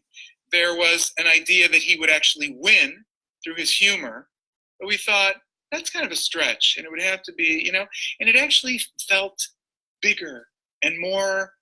I love the Jewish culture, and I wanted to say something big and heroic about standing up for what was right and not winning. Standing up at the moment, yes. And getting through it. And that's what I wanted to say. Can I ask, What is your favorite Jewish joke, and is it in this play? Yes, it is. Oh, which one? You can say. I have a couple of favorites, but I love the one. You call that a lining? Oh, by the way, for Goyim, that is just the punchline. Jews understand it. Goyim are like, what? What? There's parts of joke that comes before this. Just trust me on that. or maybe people know the famous one. He had a hat. Oh, that's a classic. I won't tell you the rest of the joke because you'll have to look it up. Well, they're almost telling it's not a Jewish joke, but you know the joke about the guys in jail, right? No. Oh, Tell. you never. Teach, Rabbi, teach. Now, hopefully, I will tell this reasonably well.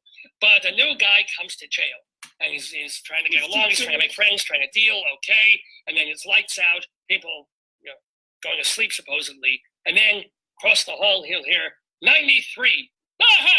Everybody in the jail goes start plotting and laughing crazy. The laughter dies down. Okay, and then a little while later, another cell. He'll hear 14. Everybody's laughing hilariously. I love it. This goes on a couple more times. A guy turns to his cellmate and he says, I don't get it. What is going on here? We're all trying to go to sleep. Somebody shouts out a number and then everybody goes crazy laughing. What's going on? And the cellmate says, oh, it's a thing. We've all been here so long. So many people are lifers that we've all heard each other's jokes over and over and over again. So what we've done to avoid the hearing and the boredom is somebody will number them. And we'll just call out the number. We'll remember the joke, and everybody has a great time. So yeah, and then because okay, great. The new guy says, "Let me try." Okay, right. 57. Silence. Crickets. Nothing. Tries again. 57. Nothing. Turns to the cellmate and says, "What? What did I do? What happened?" Cellmate looks at him and says, "Yeah, some people just can't tell a joke." I never heard that one. That's good. Thank you. Yes, it is. That's a good one. That's a wonderful joke.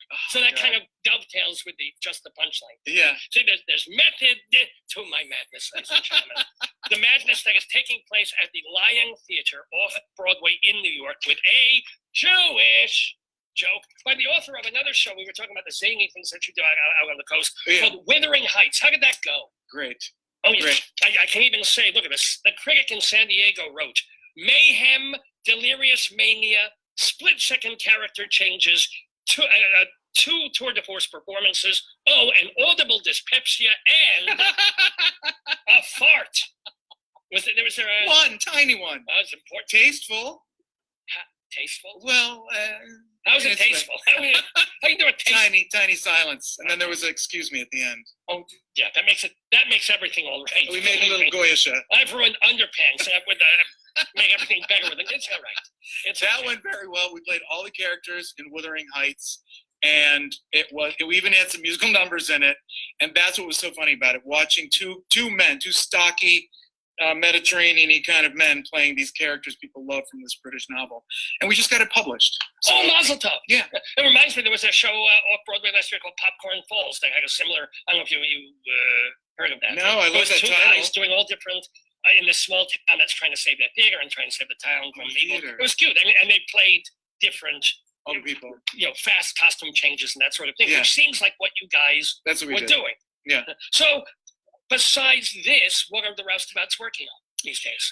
We have a wonderful, very important new show coming up that I'll be leading in the summer called Guntopia, where everyone carries a gun and everyone's expendable. So it's a commentary. It's a cautionary tale. And then next year we're talking about an Arthur Miller play. But the next thing I'm working on is I'm doing a life story of Teddy Roosevelt. Marnie and I are doing a play about Teddy Roosevelt. No, again, why? Out of the blue, of all the things that you're gonna, is it? Well, you're shortish. Short, you're taller than I am. Yeah. You do have a bit of the look. Do I? A bit. That's not what I was thinking. It's actually. You can also do Cagney, by the way. But yeah. Oh, that's a good idea. But no, this is because of the political situation. We wanted to really look at what's the heart of a leader like that we actually want in America. And I looked long and hard. I've read a lot. Well, you are a gay man, so you do look long. I'm kidding. Wow. I went there. Wait, I went there. Here's the rabbi. Yeah. Oh, way over. So leaping over it. Theodore Roosevelt really seems to me like a leader who did everything he could to do right for the country. And that's missing. And that, I may be a little bit I don't know, on my little horsey. But this play has a little bit of that, you know. Well, doing the right thing. Doing the right thing. Yeah, I absolutely. think that's something we can't really have enough of right now. So Theodore Roosevelt is interesting. He's a little bit funny. He's a fascinating person. Well, it's very lively also. I mean, he Very seems lively. like it. Yeah, even if he isn't funny, he's going to have that charisma. Yeah, and his sense of humor was like, I'm changing everything right now. Get ready. It's all different. That's what this story is very much about, you know? And he comes in and he just always puts the thing that he's doing first. You know, he wants to make things better all the time. He had his own foibles. You know, every president does. I'm finding out, reading about them. Well, what's a Roosevelt foible? Well, Roosevelt's foible is he wasn't that good with women's suffrage. You know, Well, I have to suffer with women myself. I'm telling you, I've been married for 21 years. no, Kidding. oh, good comeback. I mean, I'm just crossing the line now. I'm just erasing the line. But no line anymore at all. So he was kind of women home in the kitchen. A little bit. He was a little bit that way, and also he was somewhat of an imperialist. You know, but with Panama, he was going to make the Panama Canal happen no matter what. So you know, every president has their gray areas. Right. But this guy wanted the best for the people. Wait. All right. But just playing devil's advocate, people could say that Donald Trump wants the best for America, too. And obviously, you're doing this play as a commentary against our current president, who is terrible in a lot of ways, but it's hard to argue that he doesn't want certain things for this country. I'm going to let you go ahead with that. I will do that. You can expound on that one. I won't. I'm not going to. No. But Ask him. Ask him. You have a straight line, so you could ask him. That's true. God. So, Trump, yes. Roosevelt, no. He just still hates Jimmy Carter up there. It's a very we have arguments. Anywho, so when you did the first reading of this play, of A Jewish Joke, was it 3 hours long? It was a little bit longer. We did it at JCC in San Diego. Of course. Of course, we had connections with the JCC, and we did it. And it was a great first reading. I did it with the script because it was still, you know, we were still working on it. But it went well, and we just knew. We knew the first time that it was going to work. It was different than this, and we did a lot of different jokes since then. I've looked at 1,000 jokes from all the joke books. Yes. You know, are there extra jokes in your file there? Or I have extra files of other jokes, but these 15 jokes are the ones that are kind of perfect for this story. Yeah. But they were different through the whole genesis of this. Oh, Genesis. You actually know some Bible there. Tiny bits. Okay. Tiny. Yeah, I started studying it when the audience was making their exodus at the end of the show. Anyway, sorry. And I told the joke about numbers, so there's 3 of them. Good luck with Deuteronomy, though. That's not going to happen. And Leviticus. Oh, Leviticus, hilarious stuff. Isn't it? It's Oh, my favorite, indeed. So we're gonna. I know that you need to get ready for the later show today, the 7 o'clock show, right? You're doing another. Actually, I don't have another show today. Oh, so we're gonna be here another hour or 2. Yeah, we'll be here 3 hours.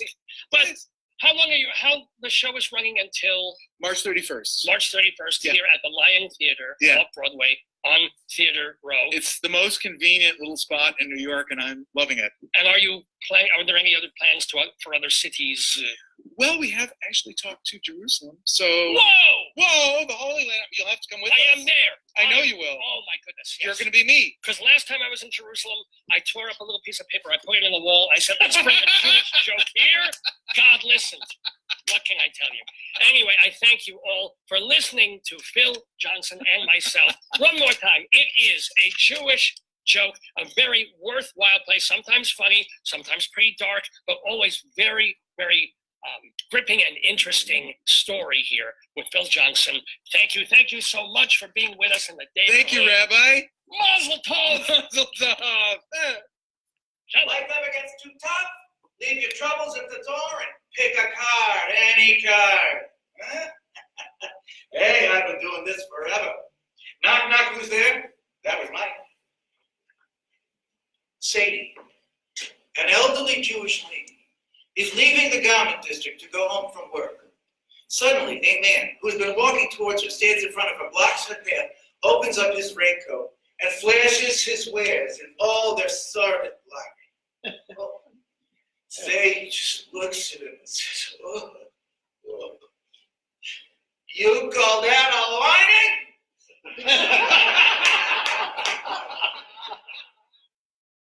Phil Johnson there in a Jewish joke. And as he explained in the show, as we've explained today, that even though it's called a Jewish joke, and the guy's a comedy writer, and he tells jokes throughout the play, it's really kind of a sad little drama about a man trying to find his moral compass in a very difficult time. But we're having a non-difficult time here on Dave's Gone By with me, Dave Lefkowitz. It's 11:10 in the morning Eastern time. So yeah, we have a bit more show to do for you. I know we say that we go from 9 to 11 in the morning Eastern time, but we go a little past 11. I want to welcome Jeffrey and, of course, number one fan Pam and Leith and all the other folks who've given us thumbs up and hearts and comments on the program. Remember that you can contact me, davesgoneby@aol.com. davesgoneby@aol.com is still our main email address, but you can leave me messages right here on the Facebook page, Radio Dave Lefkowitz, Radio Dave Lefkowitz, which you're watching right now. But either during the show, I'd love to get your comments, or anytime all week, I will check them out. And I thank you so much for liking the show, for telling everyone you know about the show, and for tuning in every Saturday. Well, this Saturday, today, we're doing the 689th episode of Dave's Gone By. We've been calling it Joking Jews in honor of our guest, Phil Johnson. Now, we're going to get to our Colorado Limerick of the Damned, because we've spent the last 10 years in northern Colorado before coming back to New York for a while. But we're even going to go further afield than that to get to a place in America, the scariest place on earth, New Jersey. Yes, ladies and gentlemen, it's time to tell the story of Storytime here on Dave's Gone By. Tell me a story, tell me a story, tell me a story, remember what you said. You promised me, you said you would, you gotta give in, so I'll be good. Tell me a story, then I'll go to bed. Story time it is, ladies and gentlemen, and we're going back to the book that we've been doing for the previous 2 episodes. Indeed, it is the United States Past and Present series. They've done them for cool places like Arizona and Maryland and Missouri and Oregon. Eventually, they couldn't avoid, they had to get to New Jersey. So we've been going through this New Jersey book, which is, by the way, by Joanne Mattern, is the author of this book in the series. We talked about the topography, the geography of New Jersey. We talked about how the settlers and the Native Americans dealt with each other. Now it's time for, oh yeah, the industries of New Jersey. Just, I'm not making any. Your children, if they're okay for a horror story, we're reading about New Jersey on Storytime. Are you ready, Potato? Or Potato's ready, but still working. He's still manning the hotline. Sorry. Okay, it's okay, Potato, next time. Service industries provide the major part of New Jersey's economy. However, other industries, including manufacturing, the military, tourism, agriculture, and fishing, are also important parts of the job sector in the state. The service industry makes up the largest part of New Jersey's economy. 66% of the state's workers are employed in this industry, providing important services. Those include government employees, doctors, nurses, teachers, bankers, salespeople, mafiosos, telecommunications specialists, and computer programmers. Prudential, one of the nation's major insurance and financial companies, is headquartered in New Jersey, because I'm sure they have so many accents there, it's useful to have an insurance provider there. The state also has several major medical centers, including the Robert Wood Johnson University Hospital and the Hackensack University Medical Center. Because I know if I have a terrible ailment, if I have cancer or some really rare disease, I'm not thinking Mount Sinai. I'm not thinking Columbia Presbyterian. I'm thinking Hackensack University Medical Center, aren't you? Oh, yeah. Tourism is an important part of New Jersey's service industry too. Its beaches are a top tourist attraction. There's also amusement parks such as Six Flags Great Adventure, several ski areas in the northern part of the state, and Atlantic City is one of the nation's premier gambling centers. These, along with other attractions around the state, provide jobs for many workers. Manufacturing is the second largest industry in New Jersey. The state produces a variety of products like medicine and chemicals, food items, machinery, electronics, and printed materials. New Jersey leads the United States in manufacturing petrochemicals, plastics, pharmaceutical, and personal health care products, which is why New Jersey smells the way it does. Its factories also make products like glassware and cans used in food packaging. One of the state's tastiest products is M&M candies. The Mars Company is headquartered in Hackettstown. I didn't know that. New Jersey's manufacturing industry includes laboratories and companies that specialize in research and development of new products. Several scientific and pharmaceutical companies are headquartered in NJ, including Bell Labs, Johnson & Johnson, and Merck. So bring your baby powder complaints to the border of New Jersey. And this gets kind of cool. There's a special section of New Jersey in motion pictures. This actually is quite literally interesting. New Jersey was the center of the film industry long before Hollywood began producing movies. In the early 1900s, the industry was primarily located in Fort Lee, New Jersey. Then all the movies were silent and most featured romance and adventure. Silent stars of the day included Lillian Gish, Douglas Fairbanks, and Mary Pickford, and they all lived, those three folks lived in Fort Lee, New Jersey. Think about it. One of the most popular movie serials was The Perils of Pauline. Action movies, which appeared in installments, featured a heroine who was always in terrible danger at the end of every episode. Often, poor Pauline was left dangling off a high cliff. And these scenes were filmed along the cliffs of the Palisades, and they created the new word cliffhanger to describe a story that ended suddenly with a hero or heroine in great danger. And I'm actually in danger of losing my heroin stash. I need to load up on that later this week. Fort Lee's days in the spotlight did not last long. In 1910, director D.W. Griffith filmed the first movie out in Hollywood. Directors and performers came to prefer California to New Jersey because of the warm weather all year long, which made it easier to film. By 1925, all major production companies had left New Jersey. Although it's no longer the center of the industry, it still has a place in movie making because of its location near New York City. So School of Rock and War of the Worlds were filmed in New Jersey. So there you go. Military also has a part in New Jersey, past and present.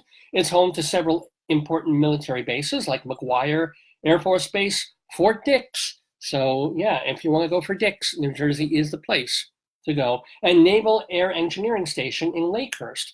43,000 people, military personnel and government workers, have jobs on these bases. Plus the Coast Guard trains its men and women at a center in the seaside town of Cape May.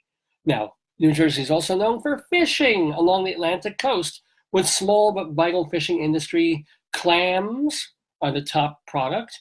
2/3 of all clams harvested in the United States come from New Jersey's waters. And of course, if you're looking for bearded clams, you can find those patrolling the South Shore. Jersey Shore, I blew the joke. I'm so sorry. I could make a joke about clams blowing something, but I won't. The state is also an important producer of oysters harvested along the Delaware Bay. Squid, blue crabs, and lobsters are offshore as well, while the ocean provides larger fish like tuna, flounder, and swordfish. There's also agriculture. Even though New Jersey is called the Garden State, only about 1% of its industry is ag. However, they produce many tasty foods like flowers, vegetables like corn, eggplant, bell peppers, tomatoes. Ooh, tomatoes! Potato just took a break from his job because he hears the word tomatoes, he gets excited. And nursery plants. They also produce fruits like cranberries, blueberries, plums, peaches, apples, melons, and pears, and farms that have dairy products and eggs. Mining also in New Jersey. At one time, iron and zinc was a very important industry in New Jersey, in the northwest part of the state. Although those were closed many years ago, there are sand and gravel beds that supply materials for the construction industry. In addition, mines in central Jersey provide materials used in fertilizers, while in the northwest, they have several granite quarries. So, talking all about New Jersey on Storytime, children. Are you learning so much? Are you grasping the importance of this garden state that really is only 1% garden industry? Let's talk a little bit more, about some of the amazing people who come from New Jersey. It's not just the Jersey Shore kids, and it's not just a bunch of dead lobsters. No, we're going to talk about some famous folks who called New Jersey home. For example, Buzz Aldrin, the astronaut. Edwin Buzz Aldrin was born in Cedarville, and he later lived in Montclair. He was on the historic Apollo 11 mission and the second person to walk on the moon, July 20th, 1969. He recently celebrated, this book was written, when was this published? In 2010. I'm not sure Aldrin is still alive. But as of this book, he published a book about his life, Magnificent Destination, The Long Journey Home from the Moon to friggin' New Jersey, where I live. You don't normally get the rest of that title. William Count Basie, who lived from 1904 to 84, born in Red Bank and began playing piano and drums as a child. He, of course, became one of the most famous swing and jazz musicians and led his orchestra almost until his death in 1984. The Count Basie Theater in Red Bank, New Jersey, was named in his honor. Author Judy Blume, still alive and still writing, she was born and grew up in Elizabeth, New Jersey. She started a family, and then she began writing humorous novels about ordinary children dealing with the problems of growing up. Many of her books are set in Jersey suburbs, like Are You There, God? It's Me, Margaret. That is not a New Jersey suburb. That is, in fact, the title of a book. John Bon Jovi, of course, future rock star, was born John Francis Bon Jovi Jr. in Perth Amboy. He started playing in clubs when he was 16. He and his band, also called Bon Jovi, released their first album in 1984 and became one of rock's most popular acts, with classic songs like Living on a Prayer, Bad Medicine, which they actually manufacture in New Jersey, and I'll Be There For You. He has appeared in several movies. He's also active in charity work, and he lives in both New Jersey and Manhattan with his wife and 4 children. Another writer, Mary Higgins Clark, born in the Bronx, she moved to New Jersey as an adult, raised her family there, and she writes suspense novels like Where Are the Children, published in 1975. She continued writing books and had more than 80 million copies of her novels in print by 2007, and she lives out in Saddle River. We'll do one or more of these. Did you know that a president was born in New Jersey? Grover Cleveland, born in 1837 in Caldwell, New Jersey. He was the only, still the only New Jerseyite who ever became president, and the only president to serve 2 non-consecutive terms.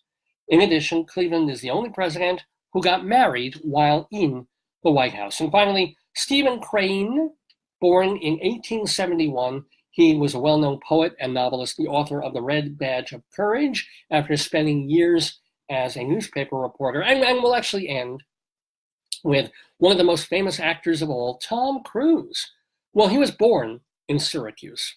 Okay, sorry, folks, but he grew up in Glen Ridge. And during his teens, he attended Glen Ridge High School. He starred in the classic 1983 film Risky Business, became a huge Hollywood star, and especially known for his Mission Impossible action films, and of course being a crazy, goofy Scientologist. Just some of the people who come from New Jersey. I'm from New Jersey, and I'm proud about it. Milford is my hometown. I wonder if they have Uncle Floyd in here. I hope they do. We'll find out next week as we conclude New Jersey, past and present, as part of Storytime on Dave's Gone By. Hope you enjoyed it. Hope you gave the little children cocoa as we read about the Garden State. Well, it is 25 minutes after 11 in the morning Eastern Time here on Dave's Gone By in the Daverhood with me, Dave Lefkowitz. We've been very excited and had a lot of fun talking with our guest in the Daverhood, Phil Johnson. So we want to thank him one more time for being with us. And we got to thank also Richard Hillman for setting up the interview with him. And it was really, I mean, Richard is the press agent for the show, and he went out of the way to be there to help Rabbi Saul do the interview. And we're always very, very grateful for the folks who come on the show. We call them friends of the Daverhood.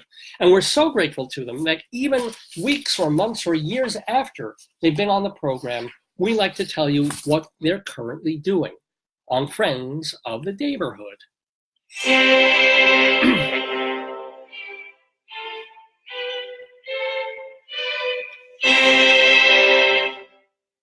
Yes, indeed, Friends of the Daverhood. So, for example, we want to give a shout out to our critic and playwright friend, Mario Fratti.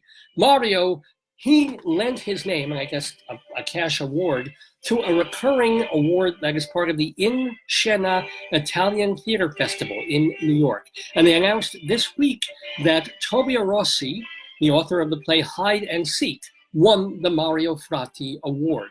So, great news that Fratti has endowed this theater company with an award for plays. And big congratulations to Tobia Rossi for winning the competition. And Mario, in this country, best known for writing the Italian play upon which the musical Nine was based. So yay to Mario. Haven't heard about him in a while. I should really check on him and see how he's doing. Also want to let you know about some other friends of the Daverhood on Dave's Gone By today. It was announced this week that there will be a kind of a mini tour of the show, The Soap Myth. Speaking of Jewish-related themes, it's a Jewish Holocaust play that features Ed Asner and Tova Feldshuh, both of them friends of the Daverhood, both of them touring together in this two-hander show in April and May to various theaters and Jewish community centers and synagogues in Ohio and Florida and Wisconsin. Go looking for the play The Soap Myth in a city near you. And hey, today is your last chance to catch the wonderful Renee Taylor doing her solo comedy, My Life on a Diet, at the Gateway Theater in Bellport, Long Island. Or if you can't get to Renee Taylor on Long Island, maybe you want to see the comedian Gallagher at the Suffolk Theater in Riverhead. He's there tonight, spending St. Patrick's Day weekend with him, Gallagher, the watermelon and genre-smashing comedian. Also, today, David Yazbek is the guest star in the play Nassim at City Center. And it's this weird off-Broadway play. I haven't seen it yet, but they bring in a different actor every single day.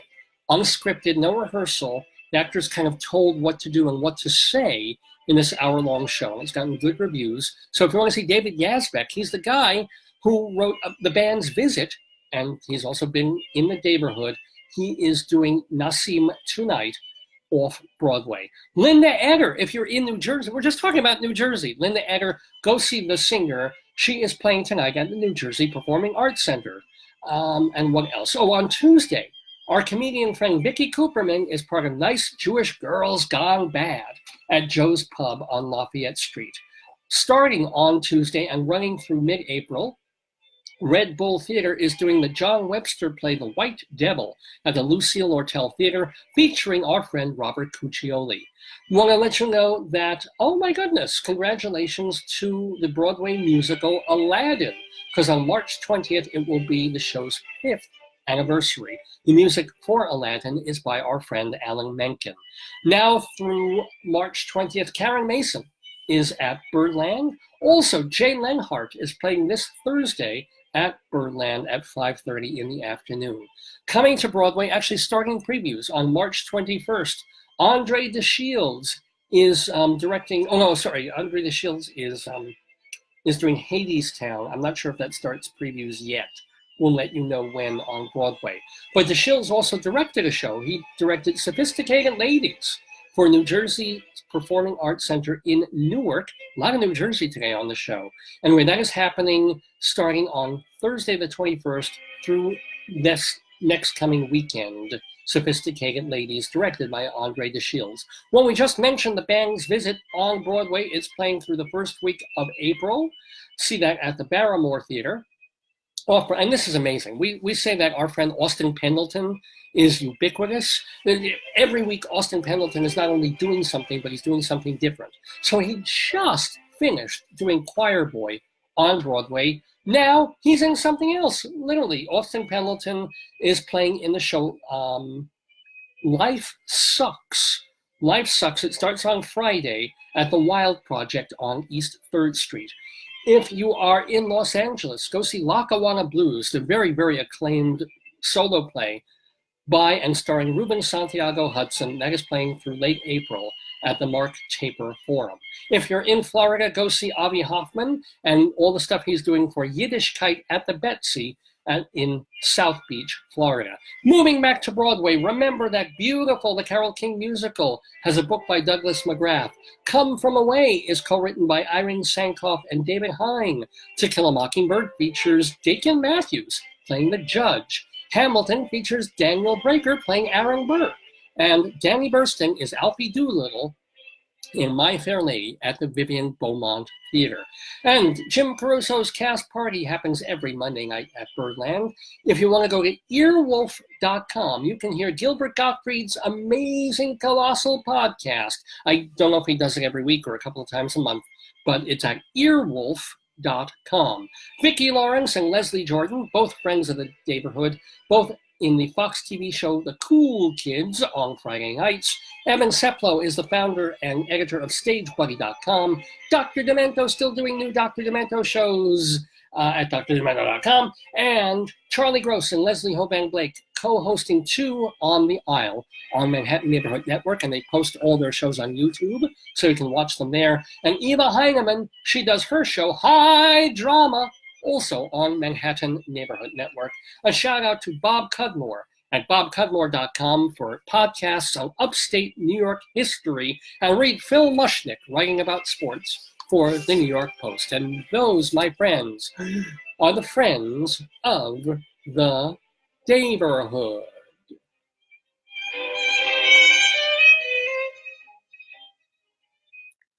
Wow, well, it's 11:30 in the morning, Eastern Time here on Dave's Gone By in the Daverhood. It's been great having you here. I'm not quite done with the show, though. Got one little short segment for you, but we couldn't finish a Dave's Gone By episode without it. We got a little poetical before during Greeley Crimes and Old Times, but this is an original poem, because every week we do something called the Colorado Limerick of the Damned. A limerick is a comic verse of 5 lines, in which lines 1, 2, and 5 will end with words that rhyme. And likewise, verses 3 and 4 also end with words that rhyme. So this is a limerick. Rocky Mountain, Colorado, Colorado, Colorado, Colorado,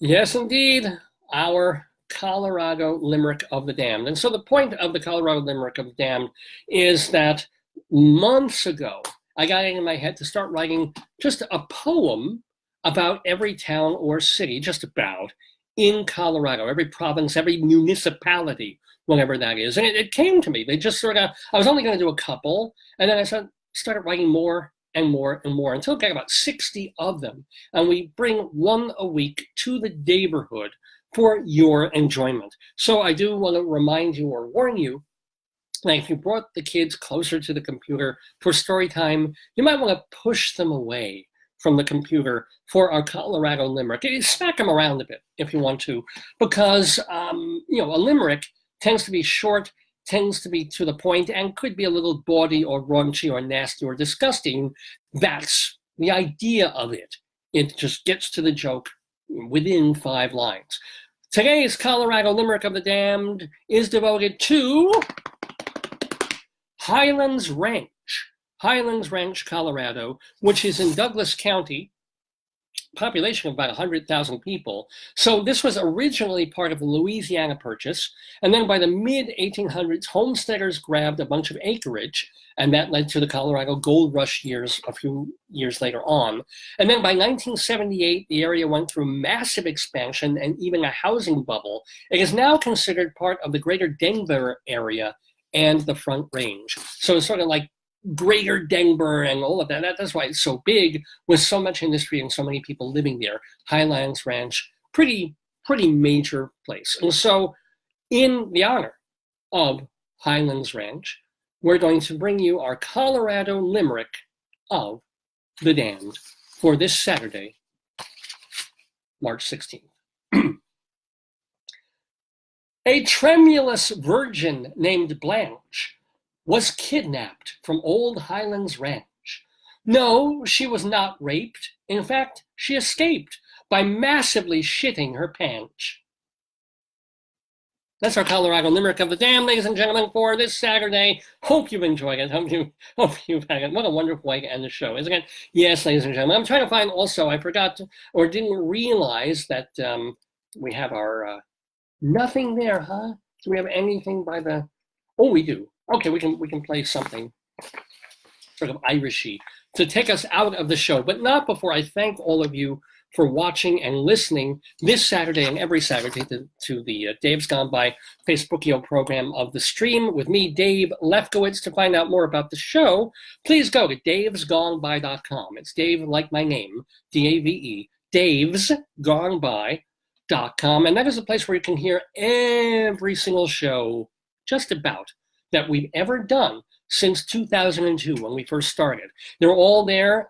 Most of them, of course, are audio. Our first 15 years. It's a radio show.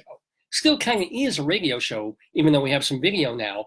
But yeah, we try to save and salvage every single show we've ever done. And so you can go back and listen to the short shows that we did a decade and a half ago, even to the shows that we did on Saturday mornings out in Colorado. Those are 3, 4, sometimes 5 hours long. They're there. And then, of course, the shows we've been doing for the past year and a half right here on Facebook. We have the video, we've got the audio, we've got all the interviews we've done. And as a matter of fact, here's the really cool thing. As I hope you enjoyed the interview with Phil Johnson today. If you go on Facebook by tomorrow, on my Facebook channel or on davesgoneby.com, we will post the video of that interview. So then you really get the full maximum Jewish joke power of Rabbi Saul and Phil Johnson together. So remember to go to davesgoneby.com or just keep it right here on the Facebook page. So we will repost if you missed parts of this show. If you couldn't be here to watch the show, check this page, check davesgoneby.com. Within 12 to 24 hours, we'll have the program archived both as video and audio, and you can enjoy it as many times as you like in perpetuity. So thank you again to Phil Johnson for being with us on the program. Remember that A Jewish Joke is playing at the Lion Theater on Theater Row, which is 410 West 42nd Street between 9th and 10th Avenue in Manhattan. Is playing through the end of this month, A Jewish Joke. So thanks to Phil Johnson. Thanks again to Richard Hillman for setting that up. Thank you to Rabbi Saul Solomon for, he left his yarmulke here. I'll have to give it back to him. But to find out more about Rabbi Saul, go to his website, shalomdammit.com. Shalom, D-A-M-M-I-T. Shalomdammit.com. And that is the place to hear bunches of his interviews, as well as his rabbinical reflections, which are 5 to 10 minute mini sermons. He also has the TV show that he did about a decade ago, the video of that. They're hysterical, I think. And also even the one-man show that he did that he's hoping to bring back to New York in the months ahead, Shalom Dammit, an evening with Rabbi Saul Solomon.